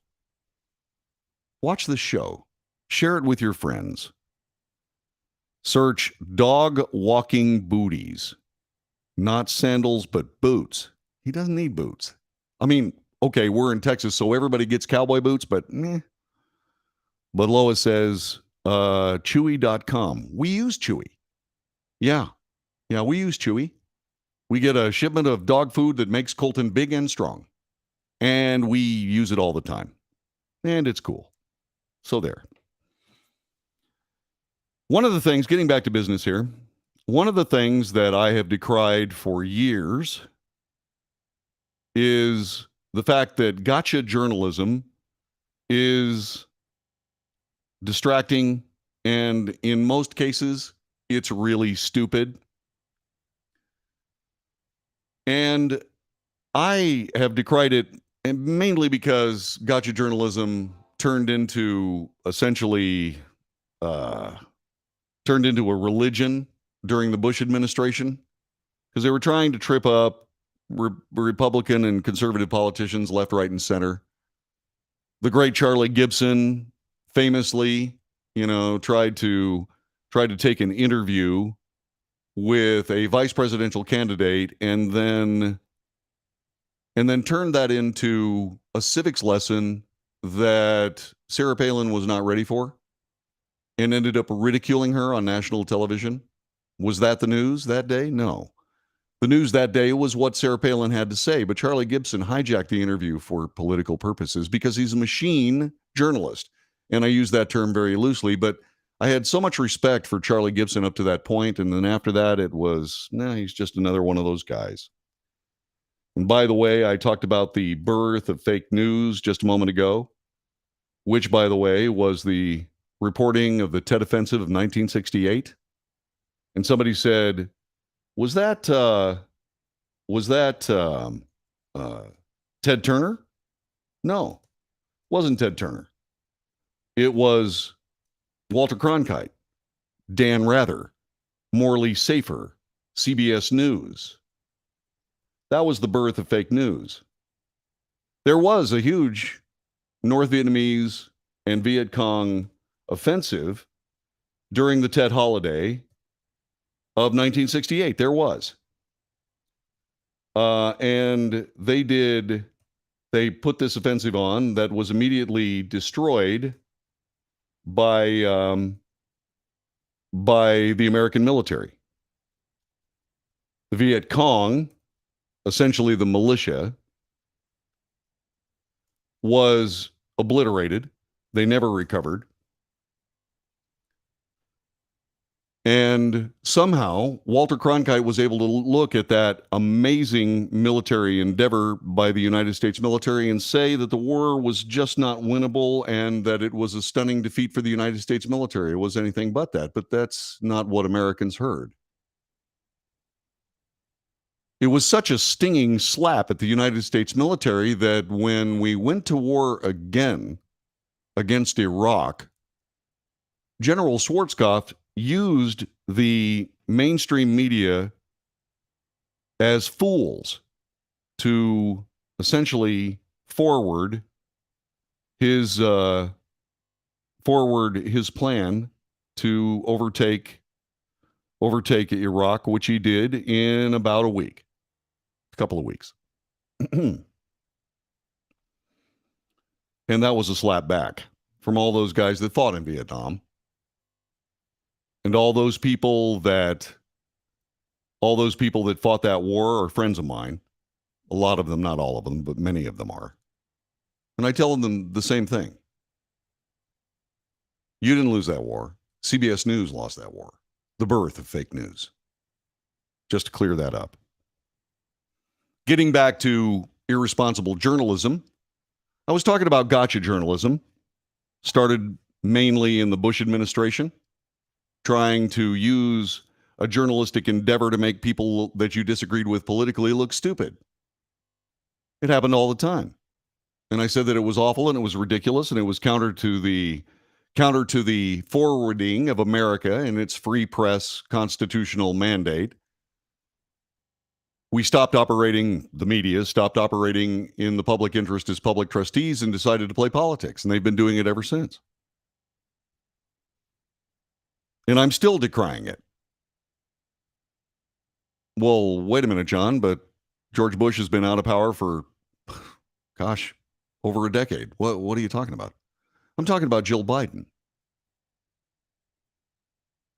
Jill Biden was out giving a speech, and as the Insider reports it, and a Hispanic journalist group slammed the First Lady, Jill Biden, for a Monday speech which she compared diversity among Latinos to the uniqueness of breakfast tacos. That's their copy, not mine. Biden was addressing the progressive Latino nonprofit group Unidos US in San Antonio, Texas, where she said one of the group's former president built it with diversity in mind. She said Raul Izaguirre built it, quote, with the understanding that the diversity of this community, as distinct as the she said bodegas. they're bodegas. The bodegas of the Bronx, she said, she misspoke. As beautiful as the blossoms of Miami, as unique as the breakfast tacos here in San Antonio is your strength. The comments prompted a small cheer from the crowd. Biden laughed, according to the video footage of the event. It was a charming moment. And then it was turned into an opportunity to be outraged. The National Association of Hispanic Journalists criticized the remark, saying using breakfast tacos to try to demonstrate the uniqueness of Latinos in San Antonio demonstrates a lack of cultural knowledge and sensitivity to the diversity of Latinos in the region. What are you guys doing? What are you guys doing? She was just being a charming person saying a charming thing. It was silly. It was awful. Let's see who wants me to extend my car's warranty. Welcome to the Wells Report. Hi, who's this? Hello? Hello? Are you there? I'm sorry. Hello? Speak to me. Put your lips up to the phone. Speak to me. Hello? Hello? Ah, they hung up. Oh, okay.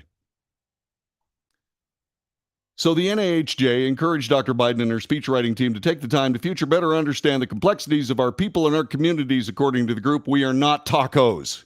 I don't believe that Jill Biden was calling you tacos. I believe that she was using something that so many people enjoy every Tuesday. It's Taco Tuesday in the Wells house. We're having tacos. I love tacos. Always have, always will. And I'll probably make them tonight with my own special recipe. Where did I learn that recipe? Lindo Michoacan in Las Vegas. Oh my, the greatest Mexican restaurant in the history of the art form. It's on Maryland Parkway. If you don't believe me and you happen to be listening in Las Vegas, Lindo Michoacan. Gosh, I hope that's still in business. That's one of the best restaurants I've ever eaten at. So the First Lady apologized that her words conveyed anything but pure admiration and love for the Latino community. But you see, gotcha journalism turns that into an embarrassment for somebody that really doesn't deserve it. She was just trying to be nice. Can anybody see any of that anymore? Or have we become so humorless and bitter that we just can't? More in a moment. Stay put.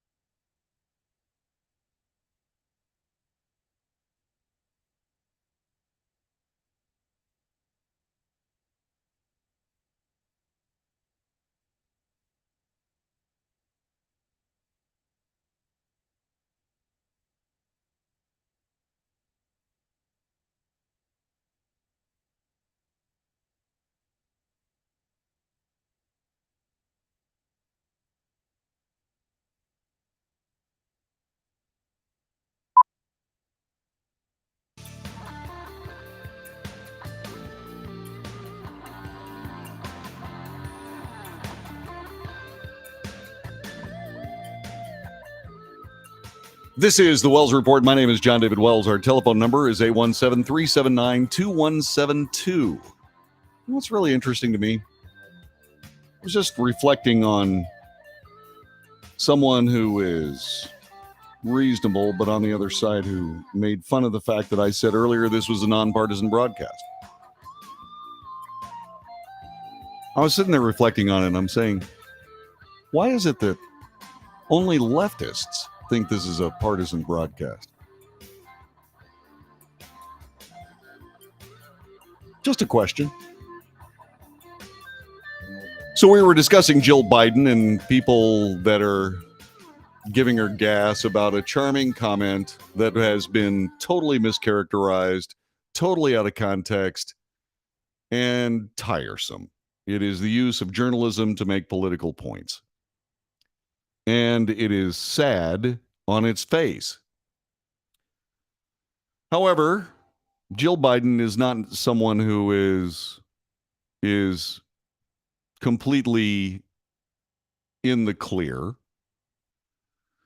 because of things that happen around her, not because of her per se, but things that happen around her, very much like this. There was there still is actually, he's still around.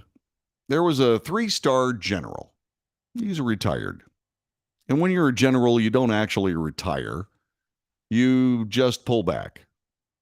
In the words of the great Douglas MacArthur, old soldiers never die, they just fade away. But in that fading, what they try to do is they try to improve the military that they are now observing instead of commanding.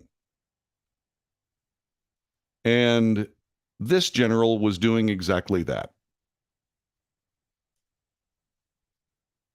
He was working as a contractor to provide an opposition force, OPFOR, and other things, mentorship, and so on, and had a job doing that, which is nice. It's a nice spiff, okay?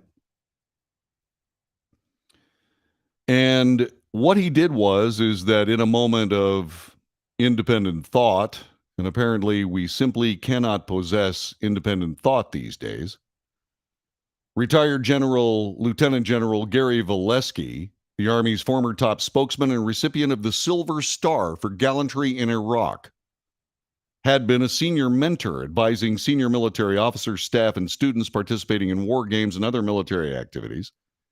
Lieutenant General Theodore Martin, commander of the Combined Arms Center, suspended him pending the outcome of an inquiry.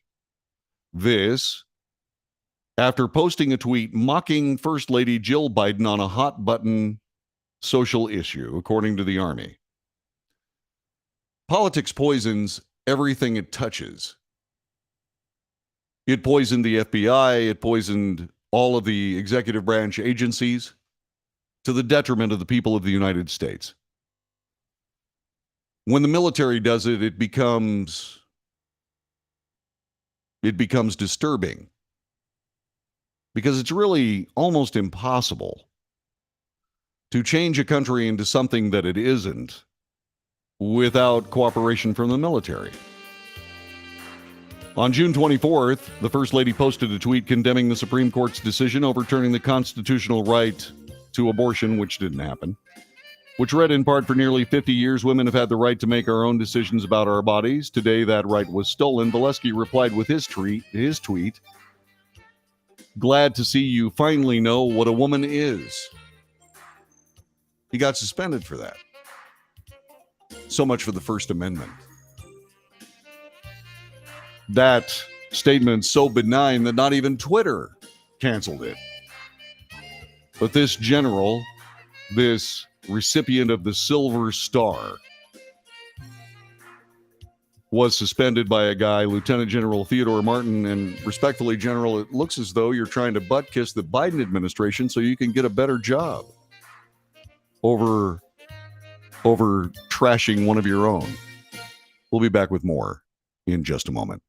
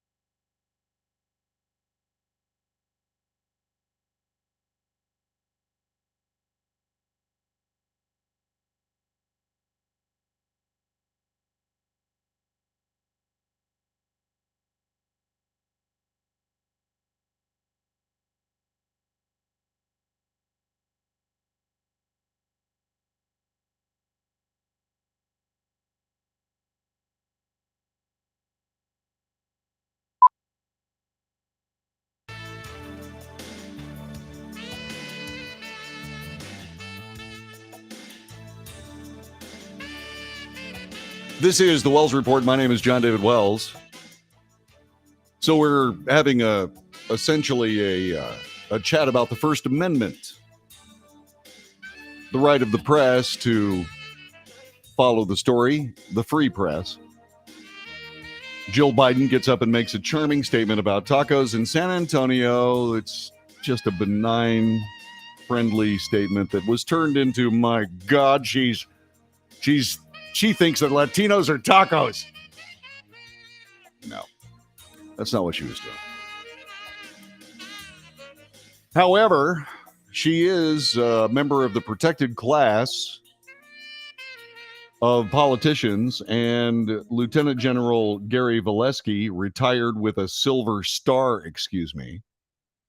responded to a tweet from the First Lady saying, for nearly 50 years, women have had the right to make our own decisions about our bodies. Today, that right was stolen. And so that was wrong, by the way. The Supreme Court decision regarding Roe v. Wade had nothing to do with taking away a right. The right didn't exist in the first place, except in the minds of leftist people who wanted it to be there. If you want to amend the Constitution, you can. Why they didn't, I have no idea.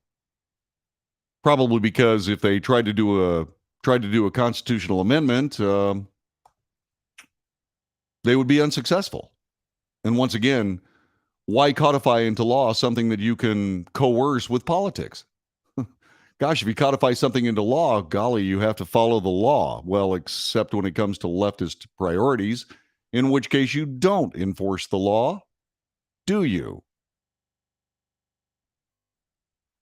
And so Valesky, being a lieutenant general, said, glad you finally know what a woman is. That got him suspended by another general, Lieutenant General Theodore Martin, who is kissing the Biden administration butt because he wants to be on the Joint Chiefs of Staff. That's just my opinion. It's probably not true. According to this article from USA Today, his response was a breach of decorum for a retired military officer and a foray into partisan politics by an official on the payroll of the Pentagon, which is supposed to steer clear of such matters, according to experts. Really? Lloyd Austin, the Secretary of Defense, is employed by the Pentagon. He's paid by the Pentagon. Does he foray into politics? Uh-huh. Yeah, he does. Mark Milley, the current chairman of the Joint Chiefs of Staff. Has he forayed into politics? Sure has. So it's not that it's a breach of decorum for a retired military officer to foray into partisan politics. It's a breach of decorum for a retired military officer to foray into anything but leftist partisan politics. Leftist partisan politics is fine. If he'd have said, great statement, Ms. First Lady, he wouldn't have been suspended. This guy's kind of a stud. He is also, by the way, that exchange was because Marsha Blackburn of Tennessee, during the confirmation hearing of now Supreme Court Associate Justice Ketanji Brown Jackson, asked her, the new Associate Justice of the Supreme Court, to give a definition of the word woman. She couldn't do it. She couldn't do it. And she's on the Supreme Court. She can't define what a woman is, but she's on the Supreme Court. Any partisan politics there? Nope. Yep. By the way, Valesky has essentially trod into this before. In July of 2021, he responded to a tweet from Representative Liz Cheney of Wyoming, soon to be retired, in which she wrote, quote, I'm honored to be on the January 6th Select Committee. Our oath to the Constitution must be above partisan politics, unquote. Valesky responded, this is all about partisan politics. It's truth. Boy, telling the truth can really cost you, can it? Valesky was hired under a Pentagon program as an expert with experience and skill to bring enlightened thinking to the military, as long as it goes with leftist politics, then by golly, that'll be right. He's been paid $50,000 for doing it. Now he's suspended. It's that crazy First Amendment thing. It's that crazy First Amendment. You have the right of free speech unless you actually practice it. You know, strangely enough, I lost a job under similar circumstances. I was working for one of America's great broadcasting companies, and they were partners in a station operating system that essentially reduced by 2/3 the amount of capability that an air personality would have to craft the audio programs that made radio stations great. And I wrote on an industry website, since this system was relatively new, I wrote what its limitations were. And I was immediately called into the office and I was castigated. I was castigated for my commentary. I was not being a good employee, apparently. I wasn't being a team player. Crazily, I was being a professional broadcaster with decades of experience, talking about a system that was going to curtail the creative capabilities of the people that do my job. They needed to know. I told them the truth. And my supervisor at the time asked me why I would do that. And I said, the First Amendment? And I'll never forget his reply. He said, "Don't give me that S word." Really? So I looked at him and I said, "Excuse me, Dan, are you saying that the First Amendment is S word?" His face turned red and I lost my job. Now, I had already been in talk radio for a while. I was doing music. It was an oldie station, one of the best radio stations I ever worked at. We were so far ahead that it was embarrassing. Again, happened a lot to me in my career that we were ahead, embarrassingly. And they ended up killing that radio station and they basically imploded it. So once again, the idea that someone can use the First Amendment to tell the truth is, well, just simply not acceptable. And I find that disturbing. The United States of America did something no other country could do. Based on the political delirium of a biological attack on the country, we shut down the economy. And it coasted for a couple of years. And we restarted it, and it's recovering much faster than any other country. Any other country would have essentially imploded. But that didn't happen here because we have that strong an economy. It resists biological attacks. It resists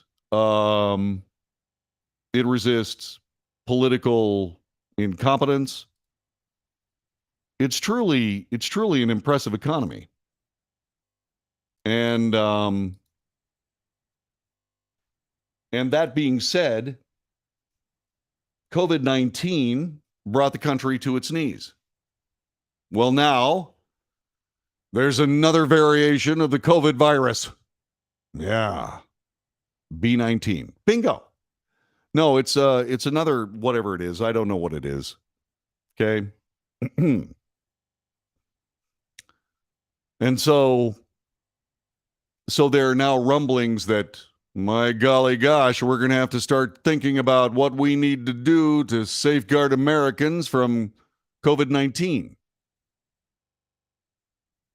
And this, of course, harkens back to the time when we were all forced I wasn't forced, but many of us were forced into taking COVID-19 vaccines. And some did and some didn't. Some lost their jobs. I tried to talk my brothers and sisters that would listen to me into getting the shots. I'm talking about the military ones. Some did, some didn't. But I took the shot because it was my job to. You needed to know what was going to happen if somebody took that shot. So I took one, then another, then another. And I reported every example, every possible circumstance surrounding my inoculation against COVID-19. After I did all that, I got COVID-19. It was a mild cold. Was it because I took the vaccinations? Probably. That was good. That was all right. So I got COVID-19 and I got 3 shots. Would have taken another one, but they said, you don't really need to. It's no big deal. I said, okay. And so people walked around with masks. People were ridiculed for not wearing masks. There's the winner of Wimbledon this year, Djokovic, may not play in the U.S. Open because, well, he didn't get his shots. It cost him the French Open, but he came back to win in England. We'll see what happens, whether or not the USTA is willing to allow him to play in the U.S. Open. He, by the way, came down with COVID and kicked its butt, and there you go. So there you have it. Now they're saying we might have to start working on this again. We might have to start safeguarding America. They can't safeguard America because they're politicians and they don't know what they're doing. The vaccinations I took were experimental, and they worked with minimal success. There was success, but it was minimal, and that's okay. It's all right. When I got COVID, I realized that there were an awful lot of people that really got hurt. Many died. Many died. I never said that COVID-19 was a farce or was a hoax or anything like that. I did say that about bird flu because it was just stupid. That was kind of a precursor. By the way, it came out of the same place where all this other stuff came out of, and they've hit us 4 or 5 times. I'm hard pressed to not think that's a biological attack. And then when you start thinking about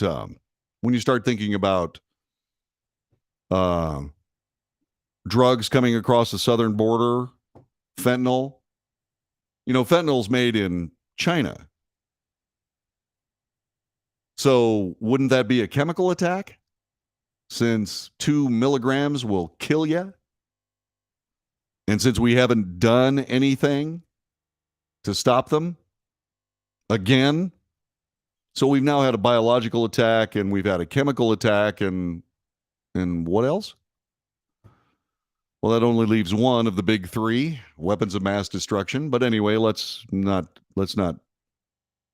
distance ourselves from the reality of what we're discussing. What would happen if the government, federal, state, local, started imposing COVID restrictions on you again? You know what I would do? I would tell them to buzz the F off. Because just like any card game, you play your hand that you're dealt. And the people that were trying to save us from the evil COVID-19, I think that they were operating in the best interests of the people of the United States. They did what they could. Remember, that was an evolving story. It started off with a virus that turned into all kinds of things and mask mandates and political abuse and oppression and tyranny and so on and so forth and suspense of the Constitution. That's what happened. Well, what if they try it again? In a card game, that's the hand you're dealt. You play it to the best of your ability, but then the cards change. Yeah, if these people come back at us again, I'm going to tell them, no, you got it wrong the first time. I'm not listening to you now. I'll listen to my doctors. I'll do all the research and I will share that with you. Because that's what I've always done. But you try that oppression again, and nobody will pay attention to you. This is the Wells Report. My name is John David Wells. Our telephone number 817-379-2172. We'll be back with more of this broadcast for you. Wow, you rhymed. In just a moment.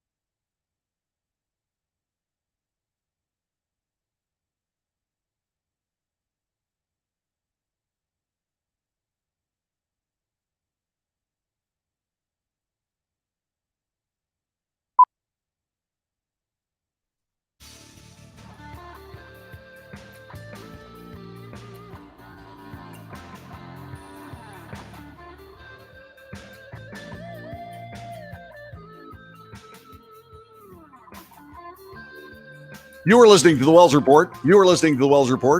You're not over here. You're over here. Sorry. You're listening to the Wells Report. I am John David Wells. It's really hot here. Really hot. It is incredibly hot. It is so hot that people are pretty much staying indoors. A lot around here. Temperatures well over 100 degrees. And I have to tell you, I have been in really hot climates. Okay. And I got to be honest. I It's really hot here. I mean, I've lived in Florida. I've lived in the Mojave Desert. It got up to 120 degrees there on a regular basis. I've lived in the Mojave Desert. I've lived in New Orleans, which is a city that is below sea level. A city below sea level, and man, hot and humid. Florida, hot and humid. I was down south on the Texas-Mexico border, and it got to 102 there, and I melted. It's down to 100. It's up to 109, 112, somewhere around there now. But it's right around 106, 107, 108 every now and then. And you wonder just exactly how hot is too hot. So somebody brought young, healthy men into a circumstance and said, hey, we're going to find out how hot is too hot. But healthy young men and women into a laboratory at Penn State University. Each participant swallowed a small telemetry pill which monitored their deep body core temperature. They sat in an environmental chamber, moving just enough to simulate the minimal activities of daily living, cooking, eating, stuff like that. Researchers increased either the temperature or the humidity. The combination of temperature and humidity whereby the person's core temperature starts to rise is called the critical environmental limit. Below those limits, the body is able to maintain relatively stable core temperatures. The studies on young, healthy men and women show that the upper environmental limit is lower than the theorized 35 degrees centigrade, which is somewhere around 91, 92 degrees Fahrenheit. It's more like a temperature of 31 degrees centigrade. Yeah, that's 100 degrees at 60% humidity. Current heat waves around the globe, and certainly in North Texas, are approaching, if not exceeding, those limits. In a hot, dry environment, the critical environmental limits are not defined by wet bulb temperatures. It's almost all the sweat, because almost all the sweat the body produces evaporates, which cools you. Like in the Mojave Desert, your sweat actually worked. You know, you would start to sweat, and the wind would blow, and everything would be fine, and you'd be okay. You'd be comfortable. No problem. But here in Texas, you got enough humidity to inhibit that process. And so you'll go out there for a few minutes. You say, hey, it's nice to have that warmth, especially on old bones.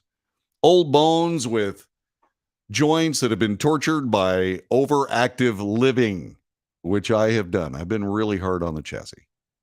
I really have. And I'm paying for it. I truly am. But that warmth feels pretty good on the body until you're out there for about 10, 12 minutes, and then all of a sudden, gotta go inside. It's so hot here that our air conditioning systems can't keep up. Yeah. And it's not because we don't have really good air conditioning systems.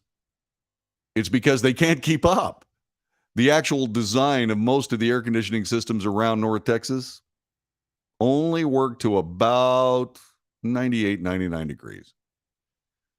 And then after that, temperatures rise in the house. It's why I'm wearing shorts. It's hot in here. It's not terrible. Whenever I want to feel like I'm just too warm in the house, I go outside for 15 minutes. Then I say, man, it's nice and cool in here.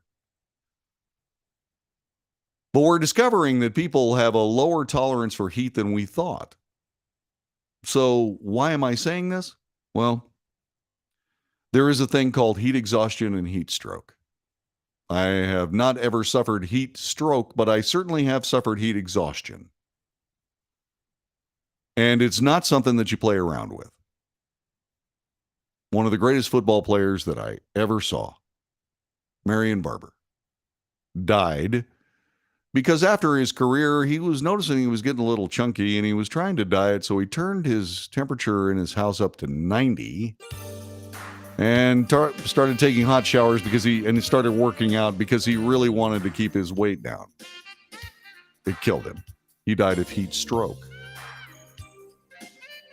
So in case you think you're bulletproof, And just in case you think that that's not too hot for me, it's too hot for you. Stay cool. Stay cool. Because remember, when the temperature's around 100 degrees and about 60% humidity, your body can't keep up either. So take care of yourself. Okay? I can't afford to lose any listeners. I just can't. Okay? You just can't. Thanks very much for listening to the Wells Report. I sure do appreciate it. We'll be doing this again tomorrow, and then we'll be doing it on Friday, and so on and so on. And I hope you're there for both of those shows and many more to come after that. Thanks for listening to the Wells Report. Take good care of yourself. And so there we go. All right. So let's see here. Calling a handful of NFL players an SOB is not a stinging political indictment. You're blinded by your politics. I'm a Trump apologist. Hillary Clinton called all of us deplorables. And you say that being called an SOB is nowhere, it's not even in the same league. Okay, how about being called a bigot? Because people who voted for Trump were called bigots. How about being called a domestic terrorist? People who voted for Trump were called domestic terrorists. Are we zeroing in on something that makes your point kind of irrelevant? We're not talking about a handful of NFL players that were kneeling during the national anthem as they were about to play a game for hundreds of thousands, if not millions of dollars, thanks to the country they're living in. One guy said, gosh, look at those sons of bitches. I've been called a bigot because I voted for a guy. Yeah, I was called deplorable. It pissed me off. I've been called a domestic terrorist. So what I want you to say and what I want you to understand, I want you to understand something here. I don't have any problem with you making your political points, but you're playing in the big leagues, okay?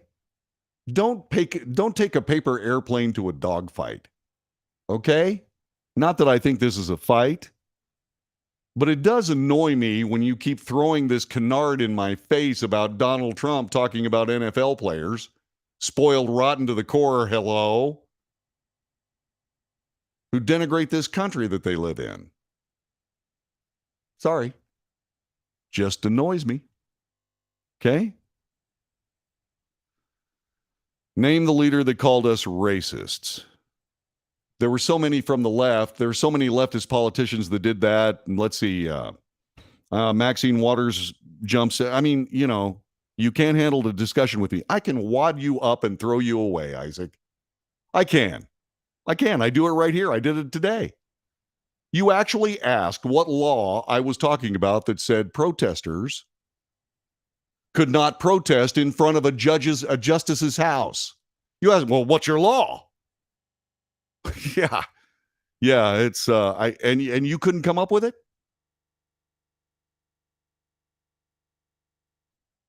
Yeah. You're absolutely ridiculous. You're just absolutely no. Forget it, man. You can't. Because you're blinded by politics. Blinded by it. I'm not. I'm not blinded by politics. I'll give you another example of your mistake today. You sat there and said, Donald Trump went to OPEC. Yeah, he asked for lower production. Biden is asking for higher production. You're not thinking. You're absolutely not thinking. I'm not blinded by Trump. I'm blinded by the Constitution, blinded by the Bill of Rights, blinded by the Declaration of Independence, blinded by the Federalist. That's called being American. What are you blinded by? See? Lost again. But I still love you. I still love you. I do. I do. Okay? Yeah. Lower production when nobody's burning gasoline is protecting your investments. And gas was $2 a gallon. $2 a gallon. What's it now? Wow. I don't know the Constitution. Yeah, I do. Hell of a lot more than you do, buddy. Hell of a lot more than you do. It's not the president's job. So you must be pretty upset about Joe Biden emptying the Strategic Petroleum Reserve, right? Right? Yeah. Yeah, go ahead and keep trying, Isaac. But put your politics down, man. It's making you look stupid. It really is. If you don't believe me, ask the people that are watching this. Ask people. Just go ahead and ask them. He wasn't telling them to stop producing, just like Joe Biden is not going to tell Saudi Arabia to increase production. I used to be fair. Right. I was fair.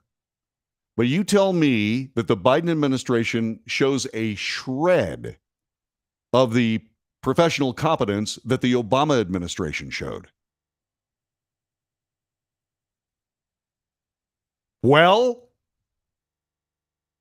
yeah, the people that are watching all this, they're blinded as well. Yeah, everybody's blind but you, huh? You getting the point yet? I can do this all day. Yeah, Biden is horrible. Good. That's great. See, we can agree. But let me tell you something else about Biden. He's the president of the United States. The people of the United States elected the guy. Do I have problems with the election? Sure. But did Biden get elected? Uh-huh. Is he sitting in the office? Uh-huh. Is he the president of the United States? Uh-huh. Trump isn't an insurrectionist. He's a political opponent. What happens when a country starts declaring their political opponents insurrectionists? What happens? You get totalitarianism. That's what happens. Can I say that Trump was bad for America? No. Can you say that Biden is bad for America? No. Do I agree with him? No. No, I don't. But he's the president of the United States. I go through all this news, right? And I put together the news deck, right? I put together the news deck. All right? And they keep referring to President Biden as Biden in the news, in USA Today. I always put in President Biden in my notes. People hardly ever see them.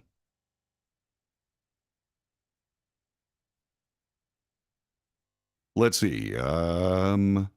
He tried to steal an election. Can you name anybody else that tried to steal the election? Anyone?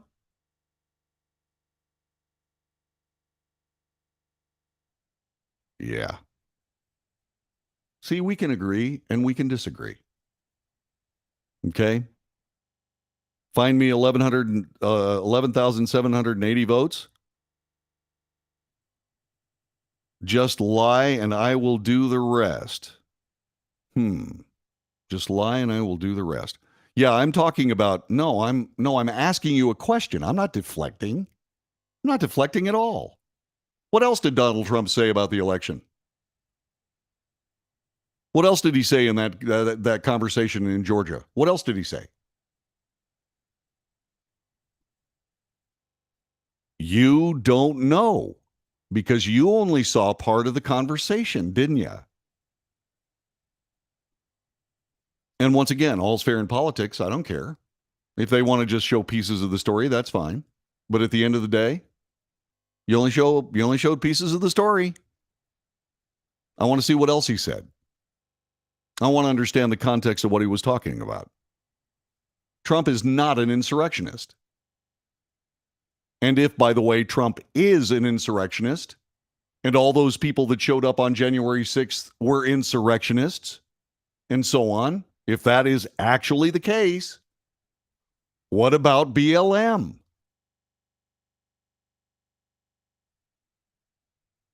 Oops.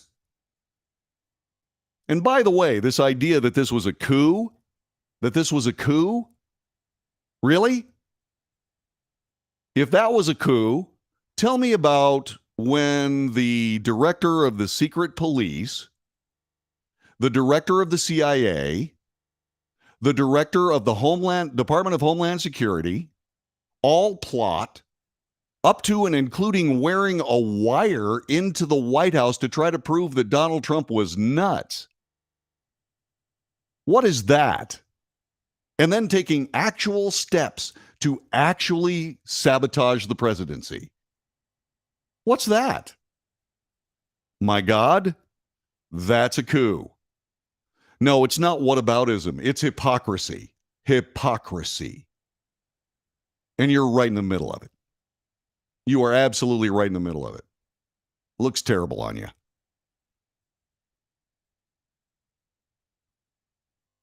We've never seen a president attempt to overthrow the government. Well, that's a subjective statement. You think he was trying to overthrow the government? I don't.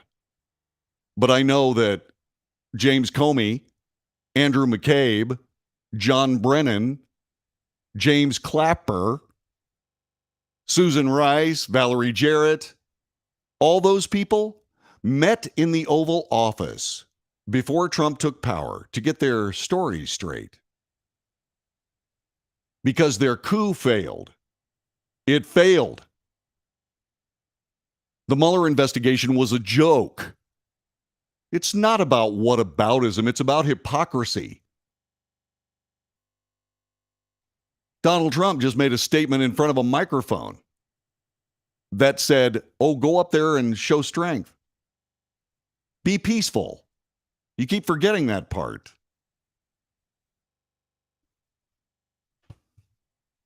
Yeah, well, I'm not saying that Democrats were the only people that were trying to sabotage Trump. I'm not. But once again, blinded by politics. I didn't say you were blinded by the left. I said you were blinded by politics. Okay? I can see it. You can't. That's fine. It's all right. You're still a great guy. The Mueller report clearly stated that he didn't have the power to remove a president. Okay, so let me give you a little bit of a lesson. What you're trying to do is trying to set the table for the denigration and sabotage of a president. And then what you say is, that's not what I'm trying to do. We're not trying to do that. I don't even have the power to remove the president. What I'm going to do is I'm going to try to come up with an investigation that I'll spend years on, getting nowhere, and then at the end of it, not having proved a thing, they said, just because we couldn't prove it doesn't mean he's not guilty. Are you kidding? It's ridiculous. Yes, we have to fight or we won't have a country. I can see that too, and you can't. I'm not fighting with weapons. Although the January 6th Commission today said that this was a call to arms, just exactly what were they talking about, Isaac? What were they talking about? Read the August 2027 Russian intervention report. Russia, Russia, Russia. If Russia was real, Donald Trump would have left office in disgrace after being impeached. It wasn't real. The New York Times collected Pulitzer Prizes for reporting that wasn't true. Adam Schiff lied directly to the people of the United States over and over and over again because he didn't think he was going to get caught, also because he's stupid. Sorry, man, you got no case. You got absolutely no case.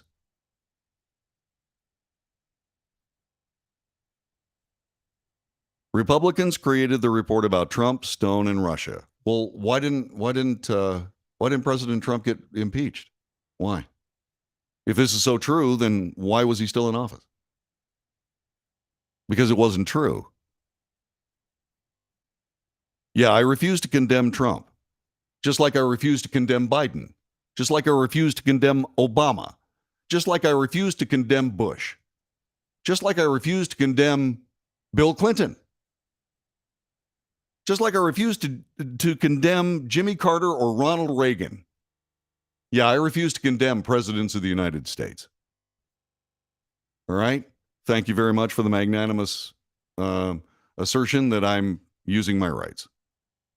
Yeah, I never denigrated any of those people. Yes, I am serious. You're playing politics. I'm talking about truth. You probably can't see that either. I got to go.